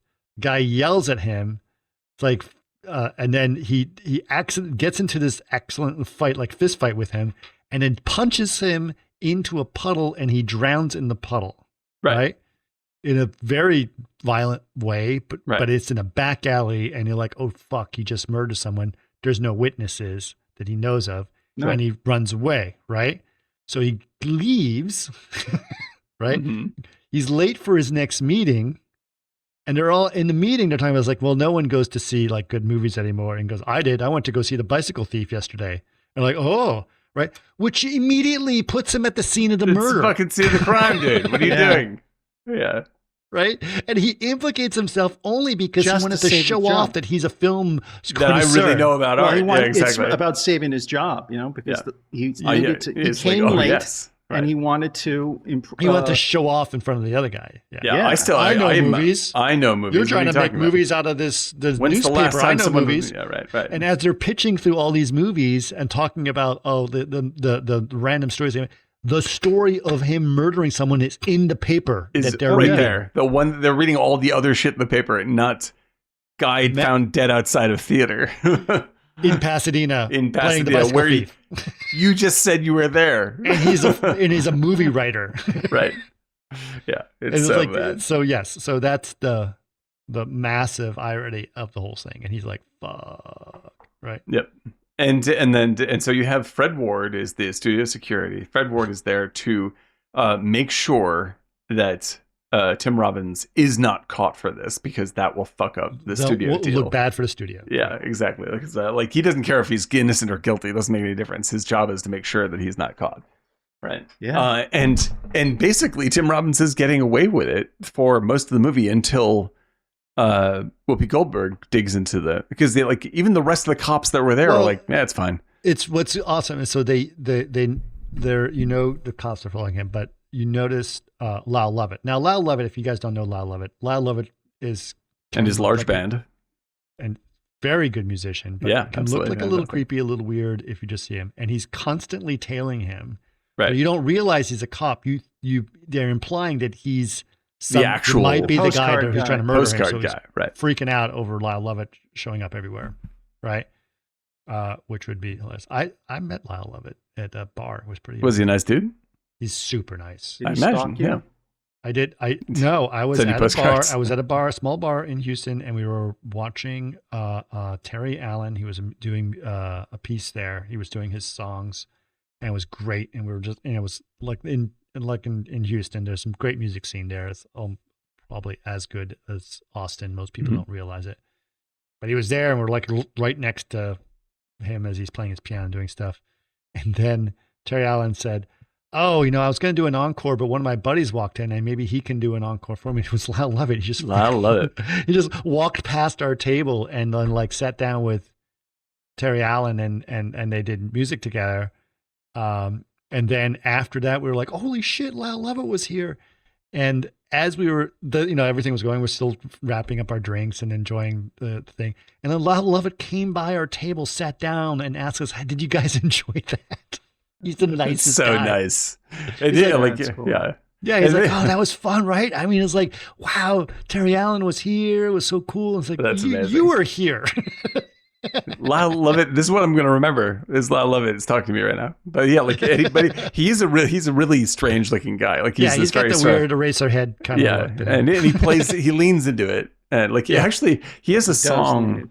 He has this great song. Amazing songwriter. Yeah, but he has a great song where like he. Is it called "I Follow You to Funerals"? No, it's called She's Hot to Go, right? And the whole thing is about describing how incredibly hot this woman is, like, and talks about her from the ankles up, just like her legs, blah blah blah, and describes, and then all these like, it's just like, oh, so hot, so hot, so hot, and then the chorus is, "But she's ugly from the front," right? And then in the song, the backup singer goes, "But you ugly too." It's unbelievably funny. So yeah, he is a very self-aware, funny-looking guy who writes great music. It's really, really great. Terry Allen's got a great song called "Peggy Leg, the One-Legged Stripper." Nice. Get together with the hooker from Last Detail. And he says, you love her more and more. You get down to her knee and beg as opposed to knees. Yeah, exactly. Yeah. Okay. So basically he's trying to figure out how to get out of being implicated for this murder. He at the same time, he's losing his job to this other guy, and he's still trying to figure out who the murderer is, because he's still getting postcards. It's not Vincent D'Onofrio. He's still getting postcards of like shit. And the murderer, or the guy writing postcards, know that he's the murderer and makes his life even worse. Right. And actually tries to kill him with a snake. Like, leaves a rattlesnake in his car. But it's really real. Yeah, exactly. Yeah. But he, in the meantime, goes to a restaurant to try to meet the murderer, but two guys try to pitch him a story. Yep, Dean Stockwell, who's hysterically funny, and what's the English actor's name? Is Grant. Richard Grant. Richard Grant. And this is one of my favorite running gags. Like these two guys, like Dean Stockwell is like they're co-writers. Yeah, he died. Quantum Leap guy. Yeah, he's dead, sadly. Yeah, he's dead, yeah. Richard Grant's still alive. But Richard Grant is the writer. He just did Saltburn. It just did Saltburn, down in Saltburn. But he has this big pitch about like it's a really serious art film that he's trying to pitch to the studios about how there's a DA who's prosecuting this woman, and it's the death penalty, but he falls in love with a woman, and then in the end of the movie finds out that she's innocent, but he doesn't stop the execution in time, and then he ends up killing the woman that he loves. And every time the guy describes it, he's got tears in his eyes. And Richard Grant's just like, and she dies because that's reality. That's right? reality. That's life. That's where it goes. And it's like, well, and then because he's been hearing these pitches, and every time they do the pitch, just as I was like, imagine, like Julia Roberts and Bruce Willis. Like they always use Dean Stockwell's on the side saying, like, trying to make it, like, turn it into the Hollywood movie. Right. Richard Grant's like, no stars. Pure art, right? Pure art. No stars. And this when is about life. Yes. Real actors. Stage actors. And meanwhile, Quantum Leap guy is going bad, and he's in the background talking over his shoulder, going, Julia Roberts, like this, and what's his name? Tim Robbins hears this pitch. They make this pitch because you hear a million pitches. They make this one sound powerful, like long, like and Richard Grant. He starts. It's like, imagine it's nighttime. Yes, vigil. Like Chinese lanterns. Candles under their umbrellas, like Chinese lanterns. Oh, yes. And this hideous pitch. Right. And Tim Robbins hears this. This is the pitch. He's like, and you have the hands out like this, right? So hands out like this. And I love it because when he's doing it, because he does the directorial frame, right? Yeah. The framing thing like this. And as he does this, the camera zooms up to the edges of that frame.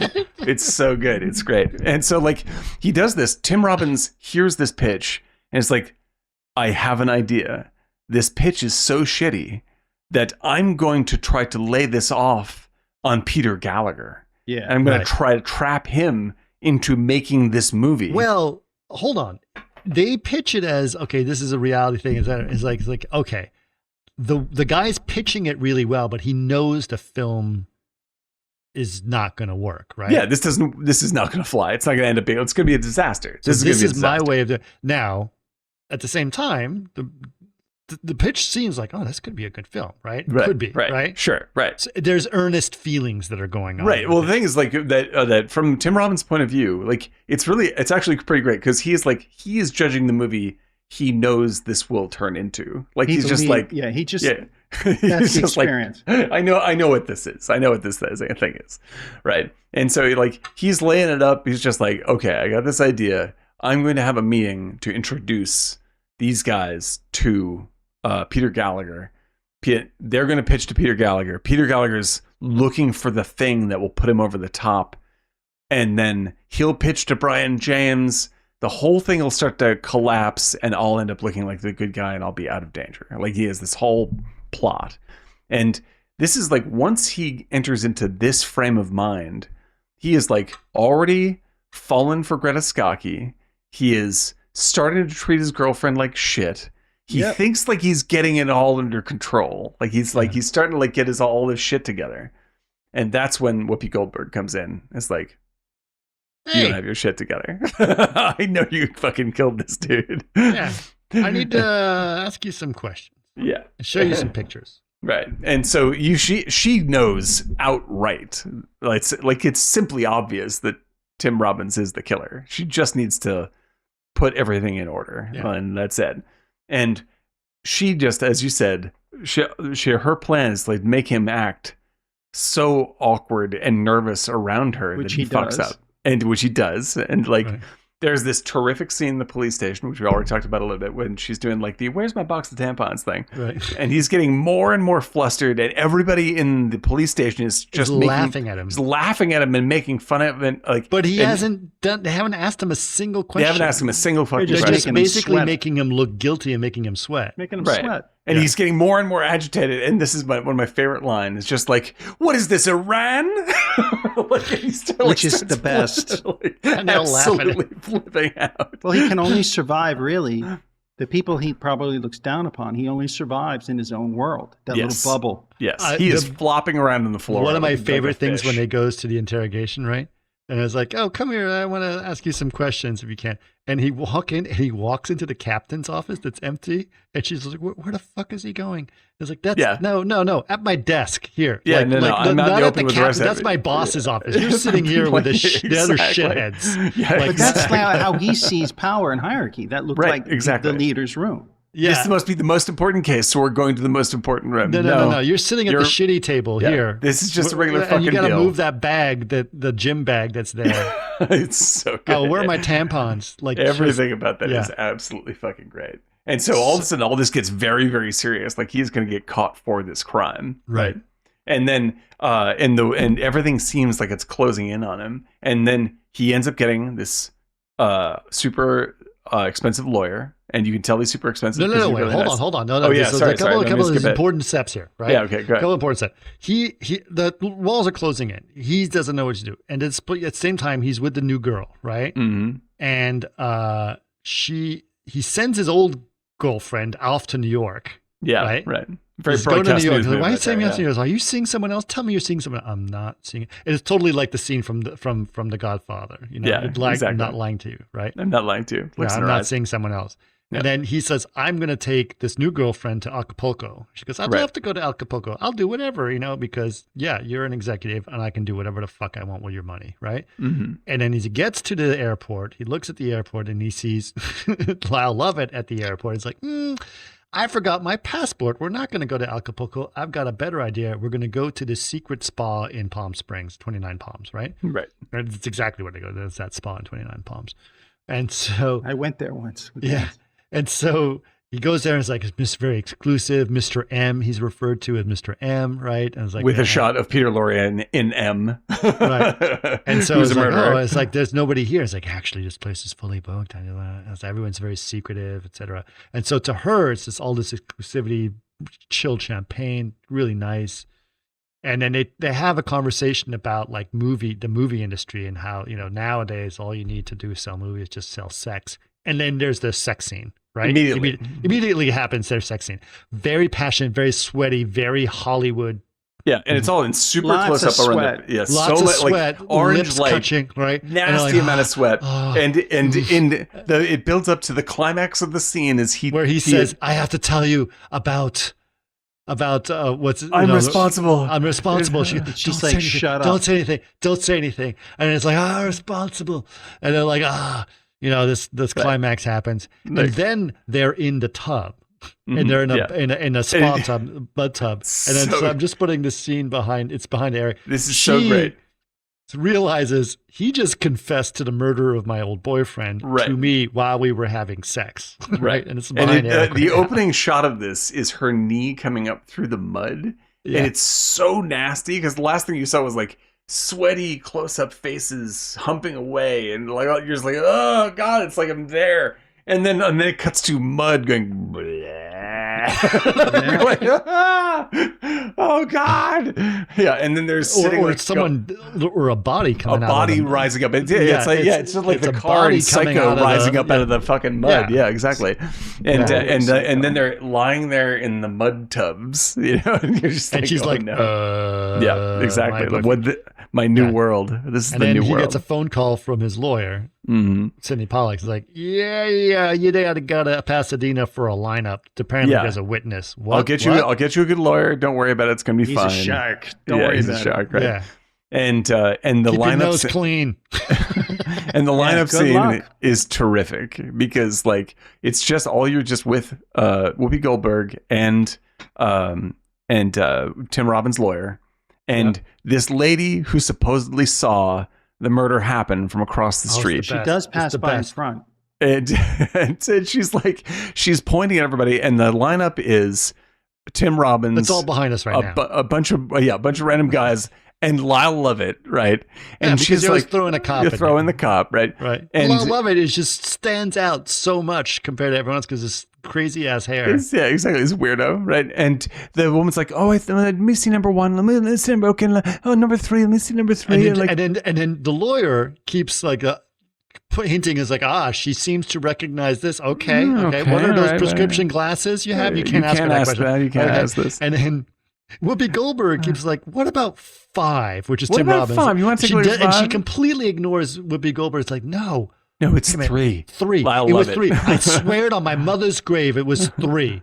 Yeah. And it was like, where's your mother's grave? Yeah, it's just, so where the fuck is your mother buried? That's the best. The fuck is your mother buried? And so in one scene, all of his problems disappear. yeah, it's like he no is witness, longer- nothing. yeah, You're free to go. free to go. Everything's fucking great. Right? Which to me is that's the scene where you realize he's been dead the whole time, right? Yeah, basically, right.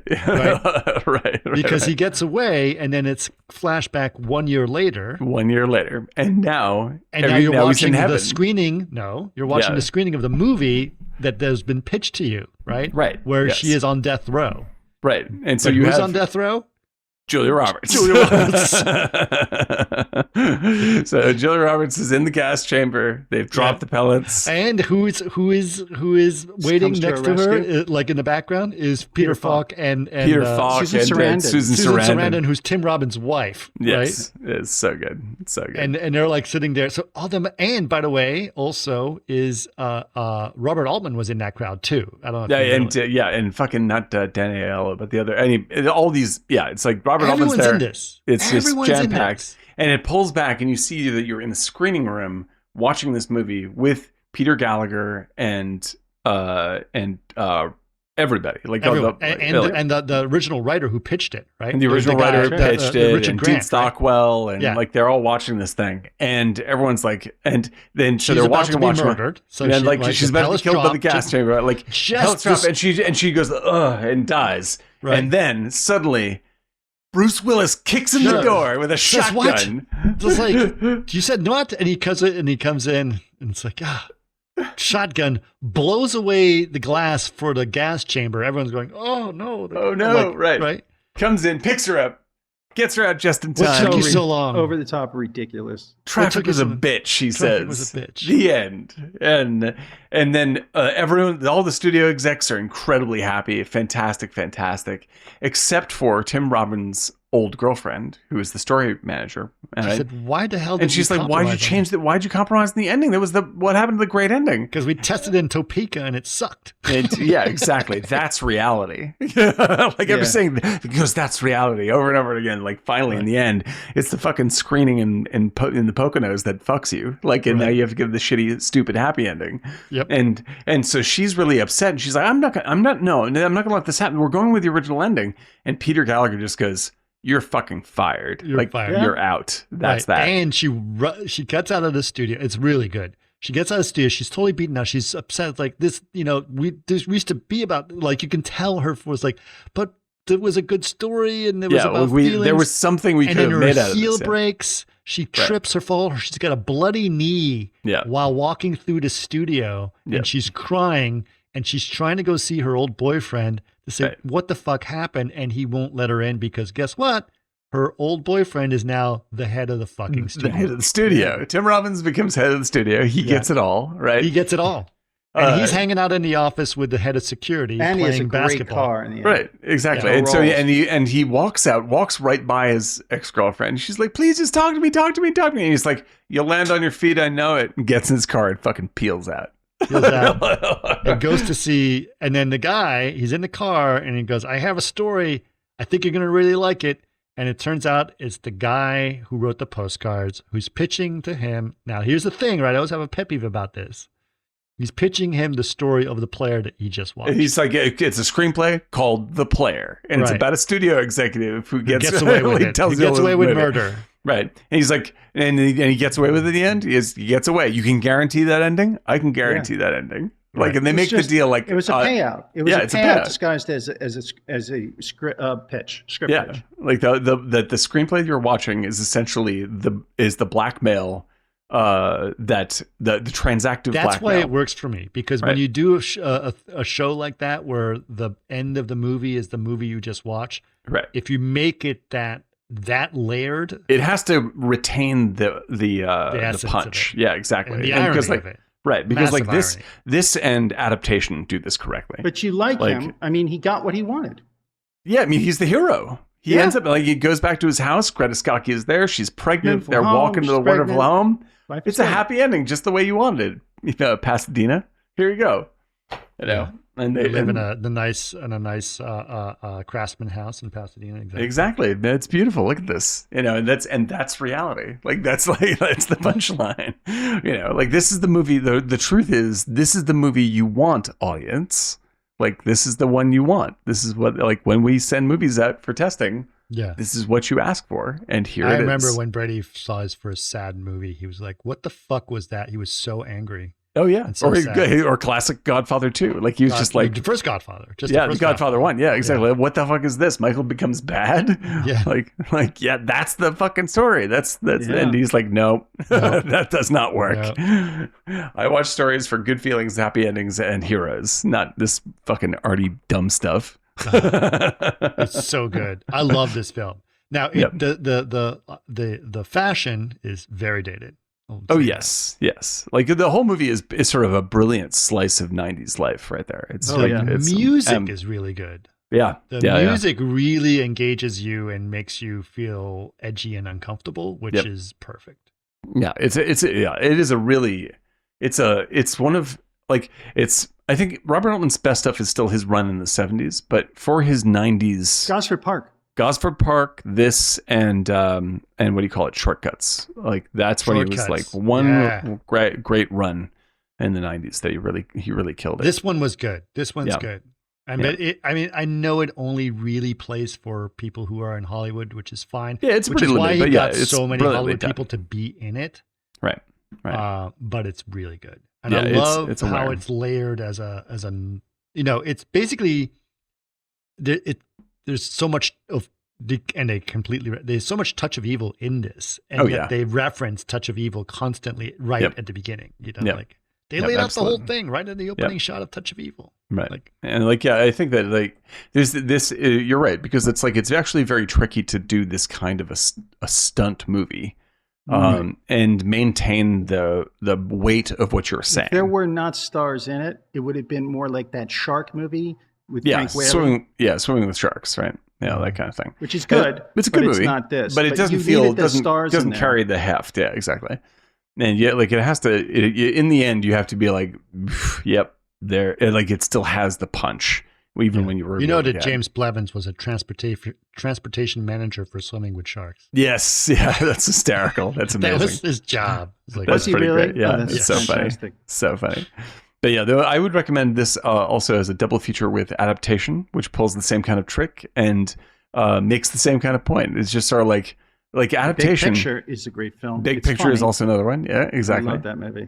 And because I think that in reality, from my personal experience, I agree more with the big picture in terms of it's actually a positive movie about filmmaking. Filmmaking about friendships. It's about Hollywood is bad when you sell yourself out. Yeah. Is the point of that movie. So don't sell yourself out. And I like that quite a bit. And also I think that I'm very much in agreement with our next movie, which is also a critical movie of Hollywood, but a very positive movie about Hollywood and movies.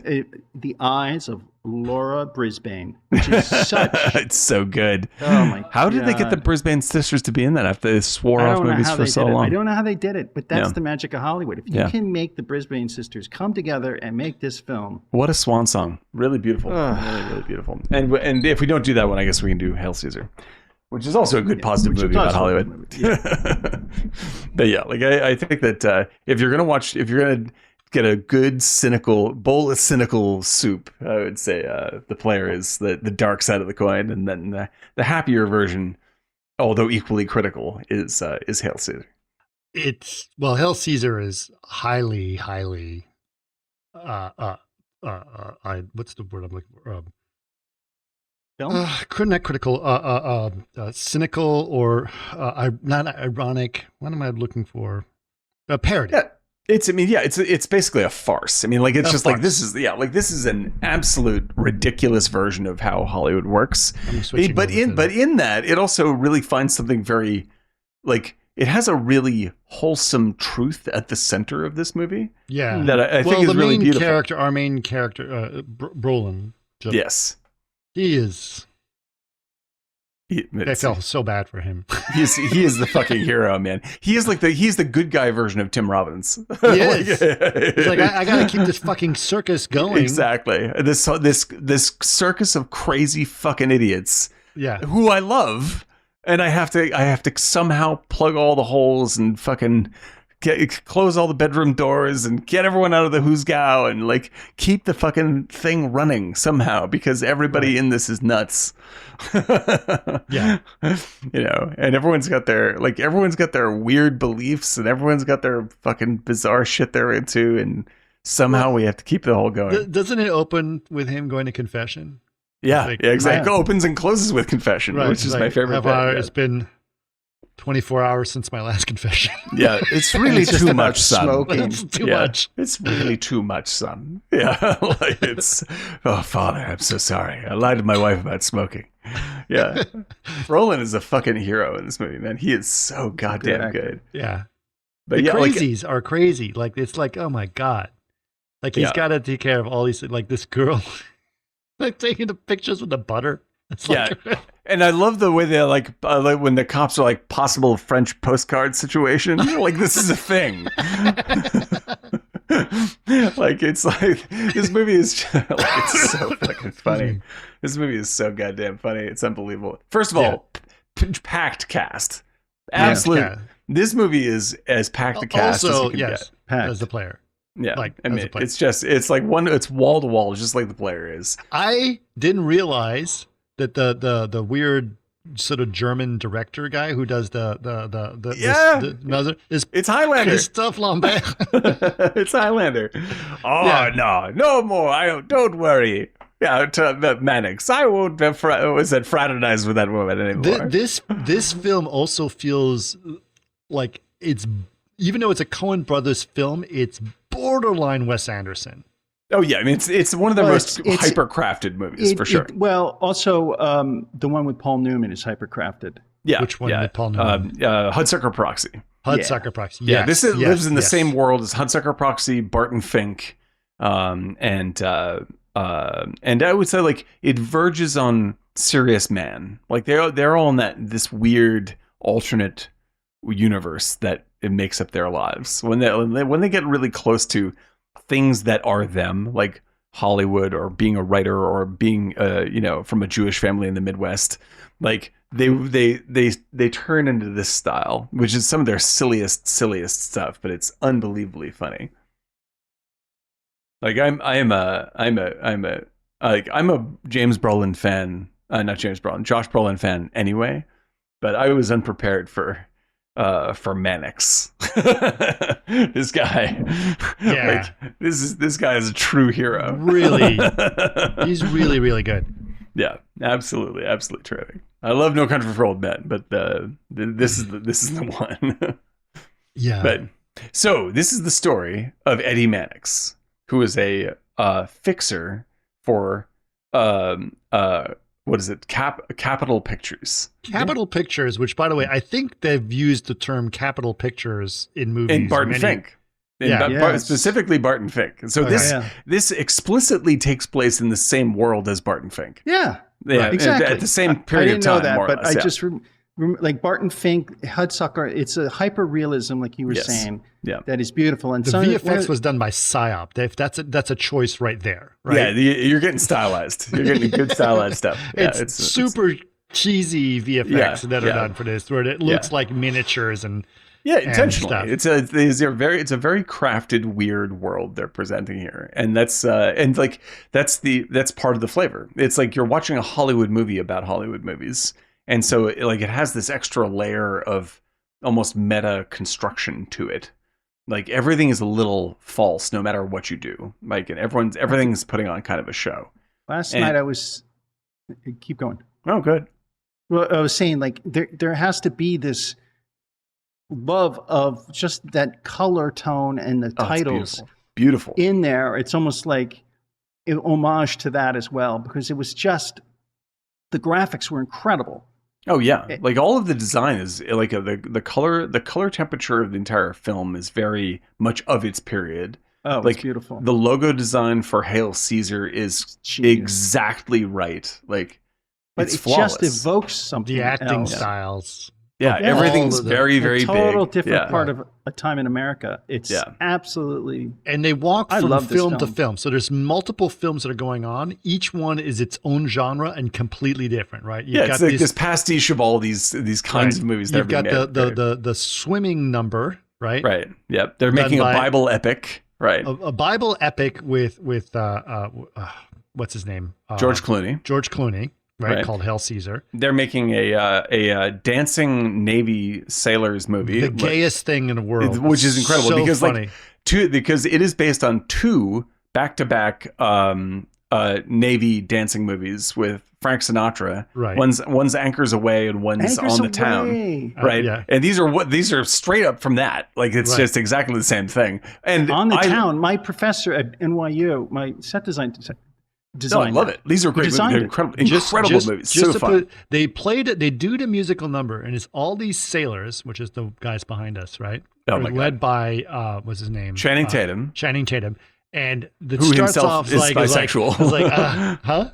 Channing Tatum is bisexual, and so Right. he But, already but- broadcasts this openness to Right. possibility and here, so it's like 8 months and no dames and no shit. dames. And then look around, the girls are leaving. It's like 8 months, no dames, and And they're all pretending like they're sad about this. Like, oh this. no, Oh no! It's like just guys. we're headed out to sea, and as far as we can see, there ain't gonna be it. And you're just like this song about like, and there's not gonna be any women, guys. What are we gonna do? What are we gonna do? And they all start dancing together, and then it just turns. It's like amazing. it's all very tap dancey, like you would And see in the so well done. Like And it's then- as and- well and then choreographed as as they're anything it's dancing, borrowing from. He's doing this thing, and this guy's ass is in his face. He's Yeah, holding like, him. all this and all these beautiful, soldiers walk in. They feel like they got interrupted, and the guy looks down at him like, and he's like, "This place looks like it's open. Yay!" Yeah, and like the name of the bar they're dancing at is the Swingin' Dinghy.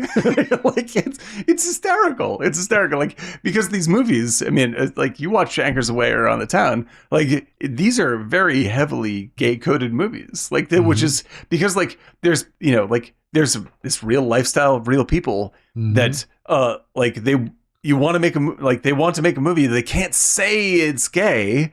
Yeah. But it's 1950s. You can't say it's gay, but you're going to make the movie anyway, and it's going to clearly be this. And this movie does exactly that, but just pushes it just a couple of feet over the cliff. I want to make sure, in case you didn't realize that this is gay, this is very It's gay. absolute. It's one of the most charming sequences. The music is fucking It's brilliant, great. And he's a great dancer. and he's one of the best dancers in modern movie history. I love Channing Tatum. I've been watching him since like the Step Up movies. Like I think he's a great fucking dancer.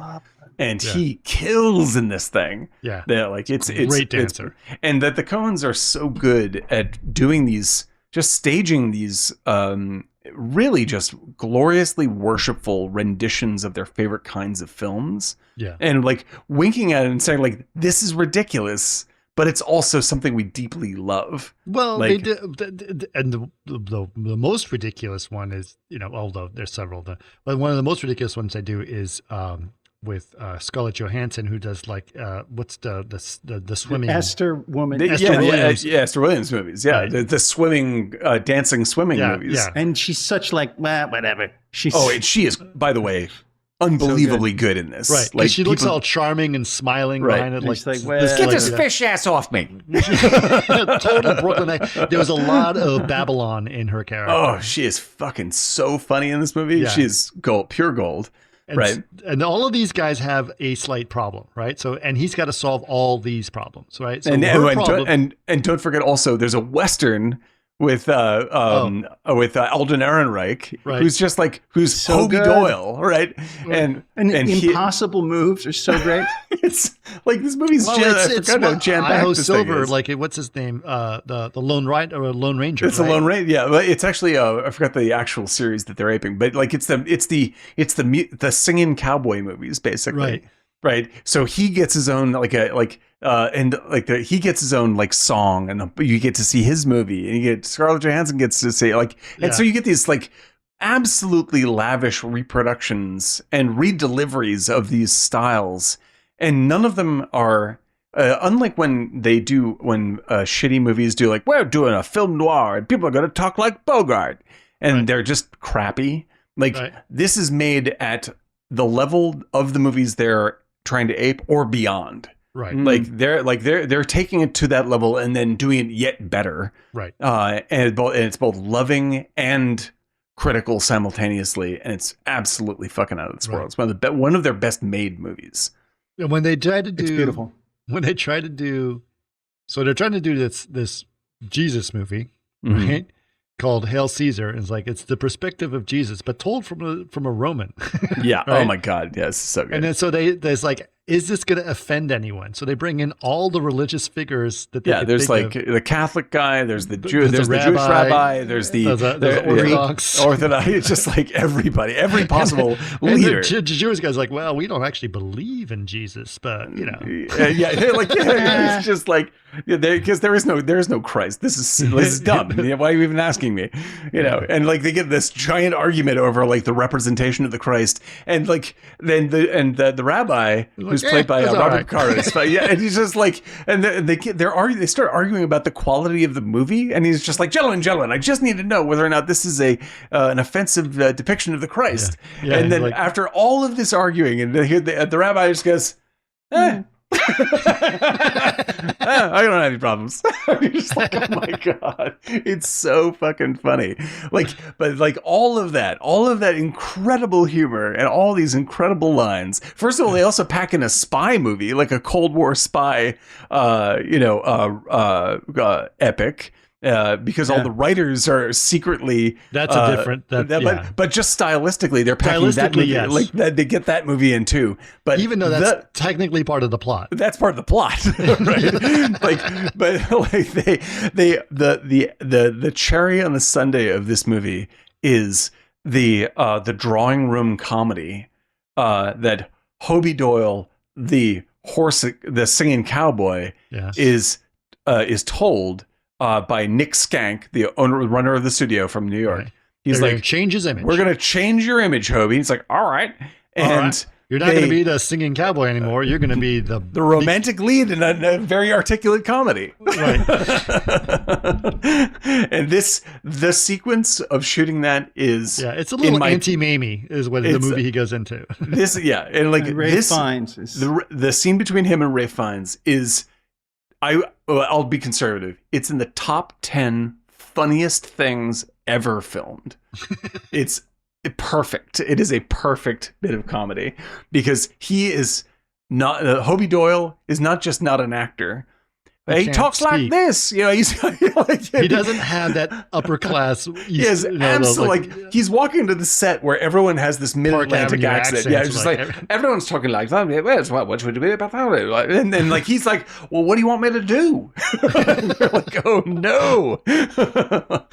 And Ray Fiennes is the director, and he's just like Ray Fiennes hates that he has to hire Hobie Doyle, but the word has come down from on high. And they're all waiting for him. They're all waiting for him on set. Everyone on set is just sitting there like this, waiting for him to show up. Like they all know their movie is ruined, and like when he walks on set, he doesn't walk on from like the stage door. He walks through the actual set doors of the mansion, and the set doors are not just big; they're going bagong.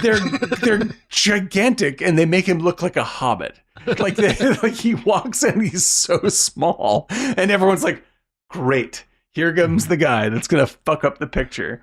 And immediately they stage the scene. He starts to talk, and it's instantly terrible. And Ray Fiennes is trying to be polite and trying to walk him through it and trying to give him. First of all, I love it. His name is. He says, "Oh, Mr. Lawrence." It's like it's Lorenz. Lorenz. So sorry, I keep messing that up. Lorenz. Sorry, Mr. Lorenz. What's the stage direction? Yeah, and then he gets it, and he says, "Oh, Mr. Lawrence." It's like Lawrence, and he goes, "Well, I thought you told me it was Lawrence." Like, well, I think we can go by our Christian names. And you don't realize at that point his name is Lawrence. Mr. Lawrence, please. And it's like, wait, but he kept correcting him to be Lawrence, and when he finally says Lawrence, he says, "Call me Lawrence." It was like, wait. And they get into this, or they get into this bit, this argument. If you guys haven't seen it, like when you guys see this, I'm not going to ruin it for you, but this argument over how to say a single line, and it's the funniest fucking thing the Coen Brothers have ever done. And they just ride it into the earth. They're like, we're going to drill this. Like what did he ask me to do? It's hysterical. He asked him, he's like, give it a little. Trippingly.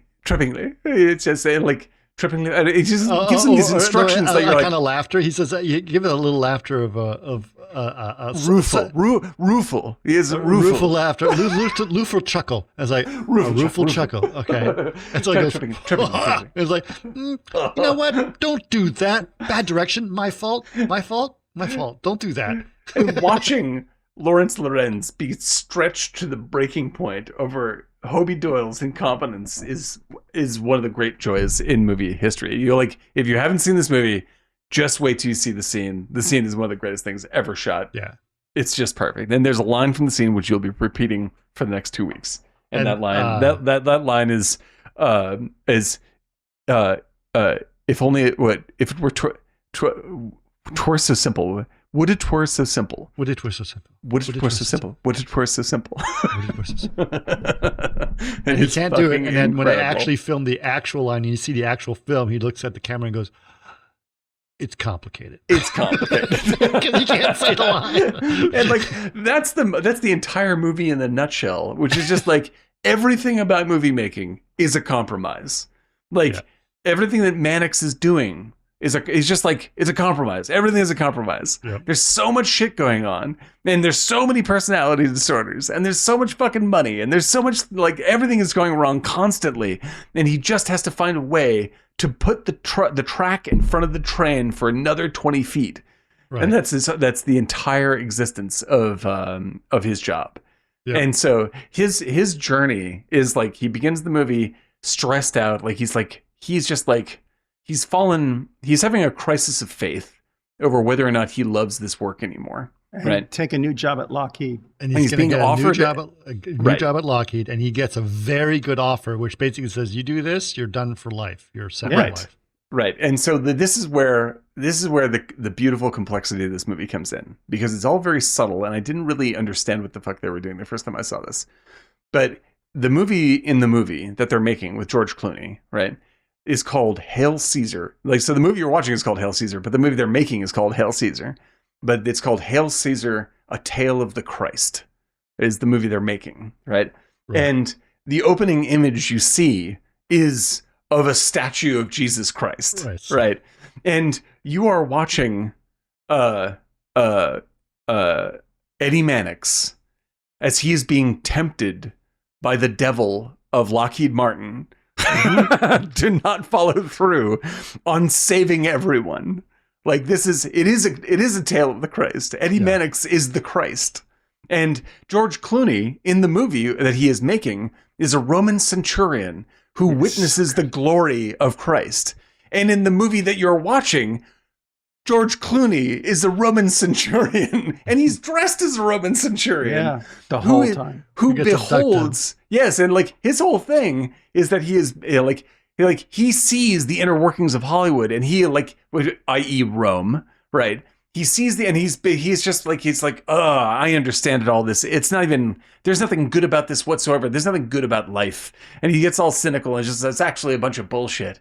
And Eddie in the end slaps the shit out of him and says, you're going to get back with the program. What we do is beautiful. Right.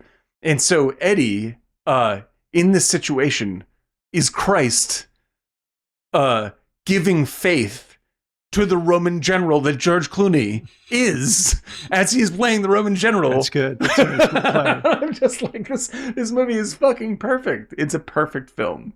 It's a perfect film. But you didn't like it at first, you said. I didn't hate it. Yeah, but it just wasn't. You didn't realize its brilliance. It didn't. Yeah, I saw it was like, oh, this is funny over here and that's funny over here. But I didn't like. You didn't put it all together. It didn't all come together. There's a lot of things to put together because there's so many little subplots that are going on. Yeah, this whole process. Strange because I remember when you told me to see it.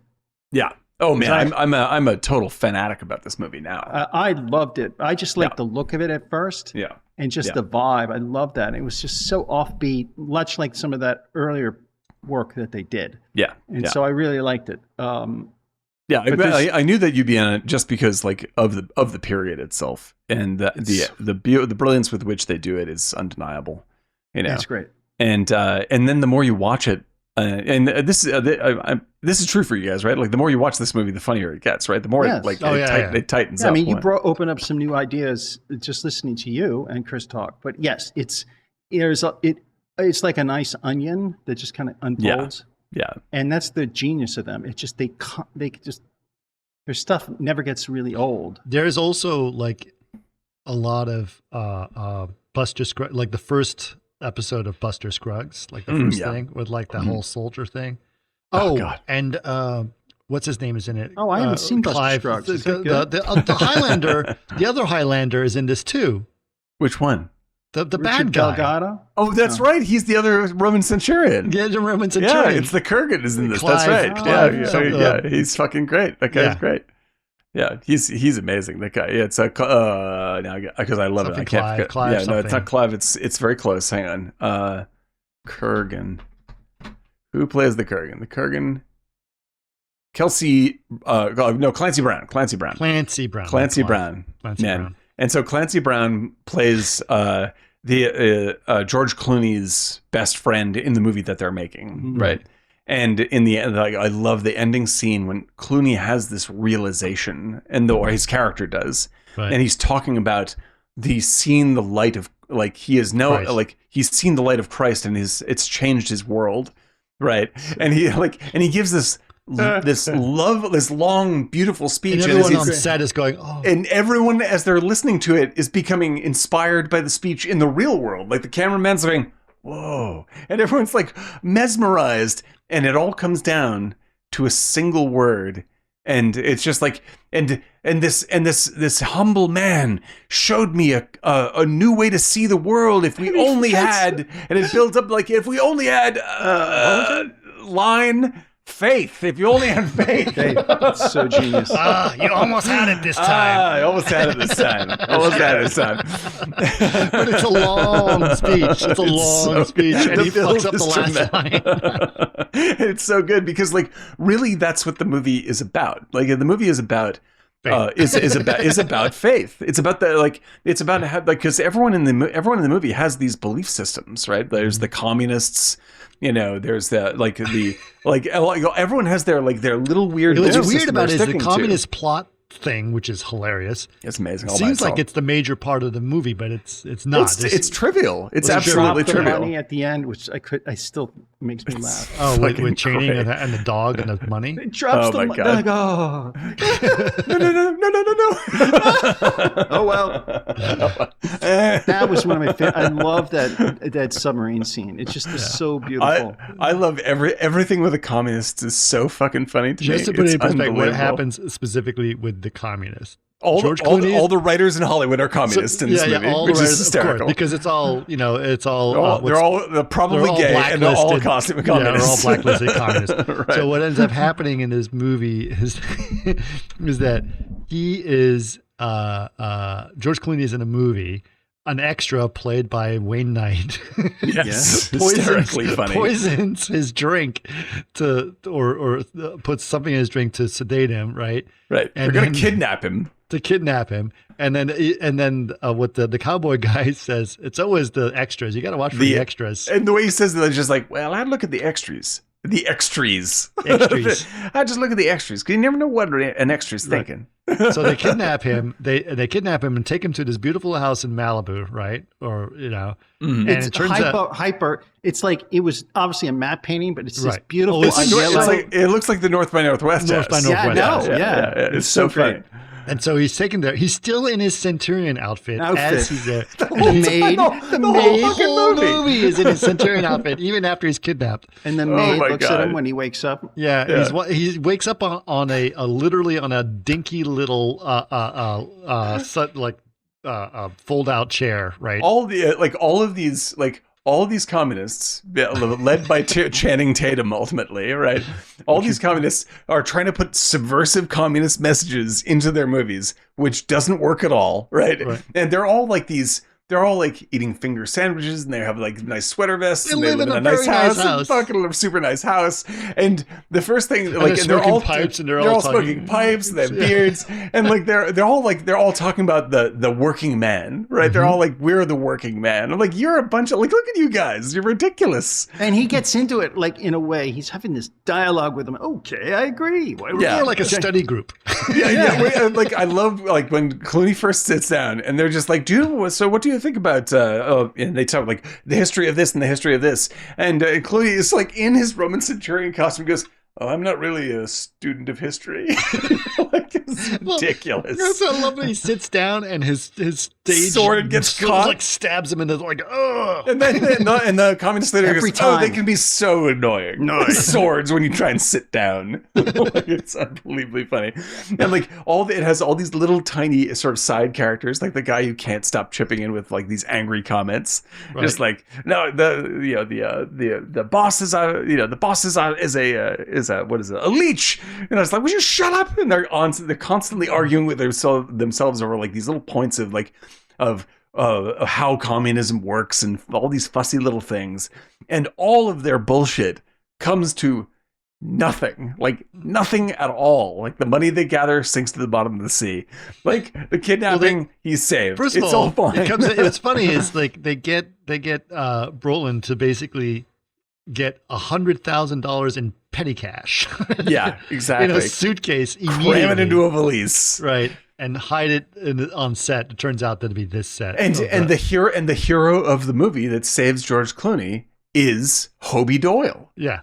Like Hobie Doyle is Tilda Swinton was pretty damn good in this. She's great too. Well, Tilda Swinton plays two great roles. two reporters. Yeah. Her and her twin sister. Yes, one is a serious reporter, and the other one is a gossip columnist. Yeah, which is and based you on can't confused as to which is which because they're pretty much trying to tell the same story. Person. Yeah, and they show up one after another. Like one leaves and the other shows up. Right, like, and they're like, and they're like, I've got a serious source. I am not a gossip columnist. It's like you're trying to say the exact same story as your same sister. fucking thing. Yeah. And so like everybody in the movie has their like thing, whether it's like it's all about the gossip and all about this thing, or that's Hedda what's her face Hedda Hopper. Hedda Hopper. Yeah. Who's so she's playing a version of Hedda Hopper, or a gossip columnist. Oh, right. And like, but pardon me.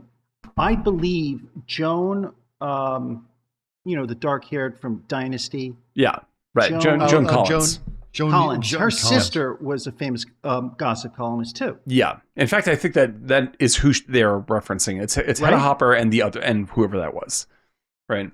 And so she plays both of them, and it basically says what the movie is saying at large. Like, but they were sisters. Yeah. And so those two characters symbolize what is true for everything else in the movie, which is like all these little groups that have their own interests all have the same interest. They just don't know it. Right. Like they're all serving the same machine. They're all serving the same. Just like in The Player. Yeah, exactly. And so like ultimately the argument that's being made is like everyone's got their fussy little story that they think is super important just to their own little clique. But in fact, we all believe in the same idea, which is we're here to make movies, and movies are supposed to be beautiful and fun and glorious. Right. And so like it ends up being this very positive statement about movie making. Like, right. It's like he is there. Mannix is there to basically remind everyone that they're in love with this process, that we're all on the same team together. And what we do is really beautiful. He's just doing one thing at a time, just trying to keep it. Exactly. But it's amazing how he just continues to operate. So, for example, Scarlett Johansson's story is that she's pregnant. That's one of the reasons she's pissed off. So she's pregnant, right? And they don't know whose baby it is because it could be anybody. Well, this is the thing. Another biblical overlay, right? Is like she's. They don't know who the father is, so it's the virgin birth. Right. And they get a father for her, someone to play the father legally, right? Which is Jonah Hill. Jonah Hill's no. That's not what happens. She's going to adopt her own baby back. Right. So he doesn't play the father. He plays the guy who's going to take the baby and then foster the baby, and she will adopt it back from him. Yeah, right. So like it's a little scam that's not a scam. It's a little lie. It's so basically it legitimizes a loophole. it's a loophole that legitimizes the baby, right? Right. But like Jonah Hill is basically like they fall in love, right? So he becomes her husband of a miracle baby. Right. And his character's name is Joseph. Like it's literally, it's like, and this is the Christ baby. This is the Christ baby that's coming. And then she keeps us like, and this guy's like, this guy fixes everything. He does everything. He's like, can he be trusted? I'm bonded. I'm bonded, miss. I'm bonded. And so like so he signs everything. And she is like, it will only be legally like put out in 2015 or something like that. Yeah, exactly. And she is she's the virgin birth of the Christ baby. She's the fish mother, and the fish is the symbol of Jesus. Right. So like this is another Coen Brothers element where like it's in the Big Lebowski. Because there's the little Lebowski on the way. Right, yeah, right. And so, like, don't worry. In the future, even after Mannix passes on, there will be another Christ will show. Like there will be a Christ in the future. Well, that was the funny thing. It's like when it's like what's happened with her, because he's had to keep track of all of these different crazy things. Like, oh well, she ended up marrying the guy, so it's like, oh well, I guess that turned out. I guess great. It all worked out then. That's the line. It's like, oh, I guess it all worked out. Like it all worked out in the end. And like this is the lesson he learns is like the reason why he was so upset is because he was lost in the sauce. All he could see was his problems. Right. And the journey is that through passing through the eye of the needle of temptation offered by the bomb guys, right? Who represent the apocalypse, like they represent Satan, right? By seeing this, he's like, I see clearly what I am here for. Like, I am dying every day for all of these sins. He's the Jesus Christ of movies, right? Yes. Yeah, he dies every day for these sins. I can't go to work for Lockheed. What would happen? This place would burn to the ground. The place would burn to the ground. Yeah. Exactly. And once I keyed into that, like the whole fucking movie just makes perfect sense. It makes perfect sense. But they're so brilliant. They're brilliant. They just... What's amazing is that like he has all these problems, right? And everything is a high priority. And then his wife calls, is like, oh yeah, he wants to play shortstop.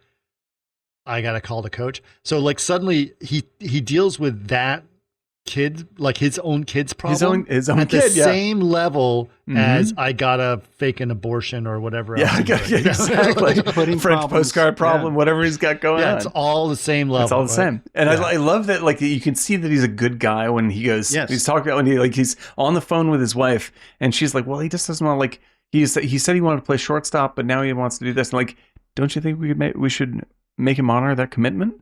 Like in these little like there's a lesson for him to learn here. This is important. Like it's like this delicate little non-issue, but it's really big issue for that family and for the boy. But then the same thing happens there because he's at home. He's eating his leftover dinner. Right. Mm-hmm. Right. And she says, oh, well, it turns out he really liked playing shortstop. I guess And then he's like, I guess it all worked out. I guess it all worked out. and little by little, he raises his eyes from the earth and up to the sky and sees the glory of Nick Skank and the greater plan. It's really kind of, but there's one, I know you love the Lawrence Lorenz scene, but one of my favorites, though, is the Frances McDormand scene. Oh, it's incredible. So good. So just to give you an idea, so she plays the editor, right? Mm-hmm. And she is like, you walk into this room and she can strip film and put it up on projectors like super fast. She's chain smoking as she's doing it. And she's like, and she plays a caricature of a very famous editor. I forgot what her name is, but and she also sort of stands in to show like most of the editors from much of Hollywood history were women. Yeah. And so this is actually a great thing to see in action. Right. And also just as a tonal thing that is happening, he is sort of stepping outside because she lives in a weird little cave, right? She's sort of like this strange magician that you're seeing behind the scenes. Right. Yeah. You know? And like, this is what gives him perspective. Like, because this is like, because I talk about it in Fargo all the time. Like, what does the Mike Yanagita scene do? Right. Like, the Mike Yanagita scene, without the Mike Yanagita scene, she doesn't solve the crime in Fargo. Like it's because she has dinner with Mike Yanagita that she realizes that Bill Macy is a bad person, right? Right. This is the Mike Yanagita scene. Like, what is this doing in the movie? What is this? What function does this serve? This is the scene that gives him perspective, because when Hobie Doyle goes, "It's complicated," right? That's when he goes, "Everything can be worked out. Like it may not be what we wanted, but with the proper editing, you can make the movie work." Right. And that's what turns his mind around. Yeah. So he's watching that scene. So he basically asks her to put that scene on the little projector so he can see it. He's looking at that scene, and as the scene's going forward, suddenly the film goes, and then you see the burn of the film, and then he looks down, and she's choking because her scarf got caught in the projector, and she still has this friggin' cigarette. She goes, reverse it, and then it hits reverse, and just comes out, and goes, "I guess I shouldn't wear scarves." Yeah, and that's another part of the lesson, because she doesn't spend any time worrying about it. Like, no, just keeps going. No, she like, just fuck it. goes right back. And then then they play it again, and you see it, and you see the little scar of the. Another lesson. That was a genius little. Right? On that like one frame. It looked like a Most filmmakers catastrophe. would just not build that in, but they built it in. Yeah. It was genius. Well, the meltdown looked like an absolute catastrophe. The film is destroyed, but when you play it, it's a boop. That's it. It wasn't a big problem. I guess it all worked out. Yeah, I guess it all worked out. and then it lands on it's complicated. it's so good. It's fucking perfect, man. Like that movie is a real. Did it do well? No, Chris? not really. Nah. It was underperformed. No one And- gets it. I think it's a hard one to get. I think that it's such a weird. It's like it's them at both ends simultaneously. It's a deep, smart, spiritual It movie, also, like, and think a about- slapstick Think comedy about simultaneously. this, right? Except for Eric, who's also so bright. But even the two of us, we saw it the first time, And didn't click. What and we kind of didn't cheap click shot with is us. that? And we really love movies like this. And it wasn't until we watched it a few times, it was like, oh, we Yeah, missed but out on what how we're great it talking was. about tonight, I didn't click until the second time, and even now, I'm learning more. I just love the vibe of it and the look and the imagery and the characters. Yeah, there's so much to love. So Because I'm obsessed with like 50s films, color. Sure. And so for me, I was like, God, how did I miss this? This is the coolest little film. and Clooney is so freaking good. Oh in my this, too. god, he is. He's He's Clooney terrific. in like Oh Brother kind of scenario. Yeah, he's Yeah, an dude, absolute moron. There were beats, my first viewing, there were definitely those moments where it was just absurd humor that you love. Those little things like Clooney, where he's like, what was it, Faith at the end? Yeah. Oh god, home run. That's run. just genius. And I love Yeah. when the cowboy shows like, "Are you a communist too?" Yeah. Oh my god. Huh? Oh yeah, but honestly, So even the good. submarine scene was absurd with it just beep, Oh, beep, but they had boom, the- boom. It was so beautiful. the just coming out of Russian the water. music playing in the background, It's like just great. So just put in perspective. What we find out is like they have the money, that $100,000, and they're going to give the money to the poor, to the people, or to the whatever it is. Turns out that Channing Tatum is the head communist of the he's whole the head thing. communist. And they take this rowboat out in the middle of the water, waiting for a giant nuclear submarine from Russian submarine. Boom, it shows up, and Channing Tatum is going to get onto the boat. He's carrying this man. little dog, right? And he feeds the dog in the boat, and he gets across and is like, "Take the money," and they give him the money, and he's holding on to the submarine, and then the dog just runs like, "No, not that," and he drops the money into the ocean to catch the dog. Yep. And the money goes bloop, bloop, bloop, bloop, bloop. And But they're it like, comes up, and they're like, and then it goes blue, and it goes down. And like this is one of these cases where the dubbing is so good because it's fake. Because like you hear the crowd of the communists in their boat, and when the money sinks, they all go, "Oh." And then when it bumps back up, they go, like it's obviously all post-recorded, and that's what makes it funny. Like, yeah, it's genius. It's absolutely genius. But I'd be like, yeah, like I was just pulling up some of the quotes and listen to. This is how tight they are when the Coens have a meaning, right? And then they layer it into even the most ridiculous dialogue. So this is from the scene with all the rabbi and the priests and all the stuff. The lines are, and this all applies to the theme and the film when you hear it, when you listen to it. It goes, it's okay. So Eddie Mack says, "So God is split, and the clergyman says yes and no.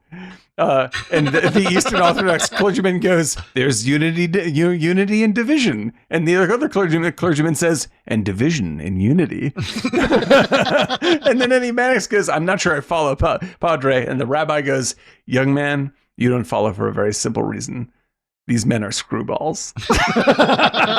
Which is basically them talking about themselves. Like, we're the audience going, "I don't know if I get this." And then you're just like, these men, the Coen Brothers, are screwballs. Like, that's what's happening. You don't get it because, like, this is nonsense. It's absolute nonsense. It's just a fucking perfect picture. So yeah, this is like, I would say that Big Lebowski started at 7 and went to a 10 for me. What is A Serious Man started at an 8 and went to a 10. You love Llewyn Davis though, and Llewyn Davis I loved out of the gate, and many people don't even like Llewyn Davis, which is Why? weird to me. It's such a downbeat story, and it's so sad that I don't think people know what to do with it. But this one went from like a 5 to a 10. In rewatch. It's really one of the weirdest experiences I've ever had, is like watching that movie unfold in my brain. It's a real rarity. Yeah. Well, I mean, I think, obviously it's funny because we decided to do a movie about movies because we're in the middle of making something ourselves, not a full movie, just to clarify. This is short. Yep. It's short. Yeah. But to us, it's like suddenly like, we're in that circle, but we're not. We're not really in that circle. But we like to pretend we are. Well, we're in our own circle. How about that? We are in a circle. It's funny, yeah, because what we're doing is, the short we're making is very inside baseball as well. Yeah, it totally is. Yeah, 100%. I mean, there's a playerish aspect to what we're doing, and that's what's fun. That's what's very fun. 100%. And I think tonally and what we are doing with it is closer to, it's the Hail Caesar of its subject. Yeah. But yeah, it's a lot of silliness. It's a lot of silliness. But it's one of these things where, like, especially watching Hail Caesar is like, as the player as I can get about movie making sometimes, and you get really depressed about like how are we gonna get to this point where we get the money to sell the thing and the business and the so and so. But on the opposite end, like when you're actually doing the stuff, that's Hail Caesar. It feels like it's crazy and it's maddening and it's impossible to wrangle and it's complicated. But in the end, you see the light. Like this is pure fun, pure love to do, and wouldn't want it any other way. As much of a weird circus as it all is. Yeah. It is very funny when he realizes, like, he has a job, he can retire, get your pension, all that other stuff. I always found, good point, Chris. I always, like, why wouldn't he take, I mean, it sounds like a great job, at least for that time, like money-wise. That was the thing, right? You retire with a gold watch. That's right. So what is it? He loves movies. I think it's because I don't think it's because he loves movies. No. What I mean by that. I think he does it because if he doesn't do this, everyone else is going to die. But that's what I'm saying. Because he's not doing it out of, like, he's not saving everybody because he's afraid they'll die without him. He's saving everybody out of love. Because what he loves, when I say he loves movies, is not just the idea of movies, it's the actuality of movies, which is all of these people are filled with love. That's why they're doing this. That's why we're all doing this together. Yeah. This is a great joy. Like, what I'm doing is joyful. It may be hard, right? And these people may be crazy, but I'm not doing it because I want them to respect me in the end, or I'm saving them from death or anything. I'm doing it because I love them and they love me and we love this. That's why we're doing it. And he sees that. He forgets it in the beginning because it's so hard. But in the end, he's like, why would I do anything else? And he's filled with joy again, and he's back on the scene. And now he's presented with problems. He's like, I can solve these problems. I'm making it happen. I'm making everybody happy by solving problems. I'm bringing joy back to them. I'm taking all the hits for all their sins, from fucking like Hedda Hopper and all that stuff to what is it? on wings as eagles, and all that shit. Like I'll take the hit. I'll take the hit on everything, because if I take on their sins, then there's nothing but love left for all of us. And that's what he's selling, and that's what he understands. It's really beautiful. Yeah, it's a weird thing too, because if you're a studio exec and they came to you with this, you'd say, "Well, will it make money?" Right? Right, exactly. I don't see a lot of money in this. Yeah, that's right. But you still are like, it's so brilliant. Why would you not? Yeah, I mean that's as deep as any any great work of literature right there. The stuff you get out of a movie like that, it's just like flawlessly constructed, and all you got to do is chew on it a little tiny bit, and it just gets you. It just gets you. Those guys, man, they I can't say they never miss. They have one bad movie. Like as many times as I watch The Lady Killers, that movie does not work. Yeah. Oh my God. Yeah. I keep forgetting that they made that. Yeah, that's right. That's not a good movie. But everything else, even Intolerable Cruelty, which is not a great movie, but it's a pretty funny movie. Like that's a good funny movie. It's just not a very deep movie. But everything else is like I should just, if I don't like a movie from them, I just have to go like, just wait, Dan. Give it 2 years. You're going to be thinking this is the greatest thing ever made. And lo and behold. Yep. Yeah, they did do that. Is that with George Clooney? The Intolerable Cruelty is George Clooney, and Tom Hanks is in Lady Killers, and it just falls flat. Like none of it just doesn't work. Yeah. Like they didn't know what that movie was about, and they jumped in too soon. They had great lunches, according to Chris. That's right. They did. What was that? Not filet mignon. It was the. It was a Chateaubriand, which is basically a filet mignon. Yeah. And grilled giant prawns. I mean, that's Imagine fun enough. Catering meal budget on that thing. It's a pretty good deal right there. Thousands. Yeah. So they probably just got paid a ton of money and like, we'll roll the dice. Yeah. Why not? Like, I mean, it's certainly like, I like that they're in this place, right? I mean, it's funny because they both have released, since they sort of split up, they both made movies independently of each other. And it's very revealing as to what each contributes to the partnership. Because like, one of them made Macbeth with Denzel Washington, which I like very much. It's a very, very, very serious, very heavy piece of like cinema, right? Yeah. And the other one made Drive Away Dolls, which is, I haven't seen, but everything points to completely ludicrous slapstick comedy. So like, and it didn't get very good reviews. So I'm just like, they really are this weird magical potion together. Yeah. Like, yeah. They you said, or they're coming back together, or they're apparently working on something else together, right? They're doing a horror film, I think. It's a horror film. That's what I heard. Yeah, which I think. And then what's going on with Tarantino? What's all this freaking gossip? He's not going to do the Critic? He dropped the last what is it? The movie critic. Yeah, I was just like, fuck. That sounded really drop good. It, or did he drop it? He dropped it. He wants to do the movie about the stunt guy. Oh, I don't know that. I haven't heard the update. What's the movie on the stunt guy? The book that you were been reading. What? What are we talking about? The Once Upon a Time in Hollywood. He wants to do a story he wants to make a Cliff Booth movie? Yeah, he wants to make that story? Cliff Booth movie. What? Well, it's a good story. I can tell you that. Yeah. Well, I don't know. That's apparently what he wants to do. I had heard that he was putting a lot of Cliff Booth into the movie critic. Or maybe he's doing the other way. I don't know what's going on. Yeah, I don't know. But or maybe he's just cutting out all the movie he's just gone down a credits. rabbit hole of like, he sits there and he's hyper obsessing about the last film, dude. Well, don't have the last keep in film. mind, guys, he lives in Israel. That's right. Yeah, high tension right now. High tension, I'm sure. That's where his wife and him are raising their child. So that's right. There is some of that tension in his life. For sure. Yeah, it's hard. It's hard to make decisions in a situation Michael Mann like that. is working with Adam Driver right now on Heat 2. They're filming in October. Wow, I'm excited. Yeah, if those guys can pull those movies out, whatever Tarantino does, obviously I'm there for it. I'm sad. Whatever the movie critic was sounding great. Everything about that was sounding great. And from reading his book Cinema Speculation, I know the guy that he was basing it on, which is this dude who wrote movie reviews for some LA porn rag.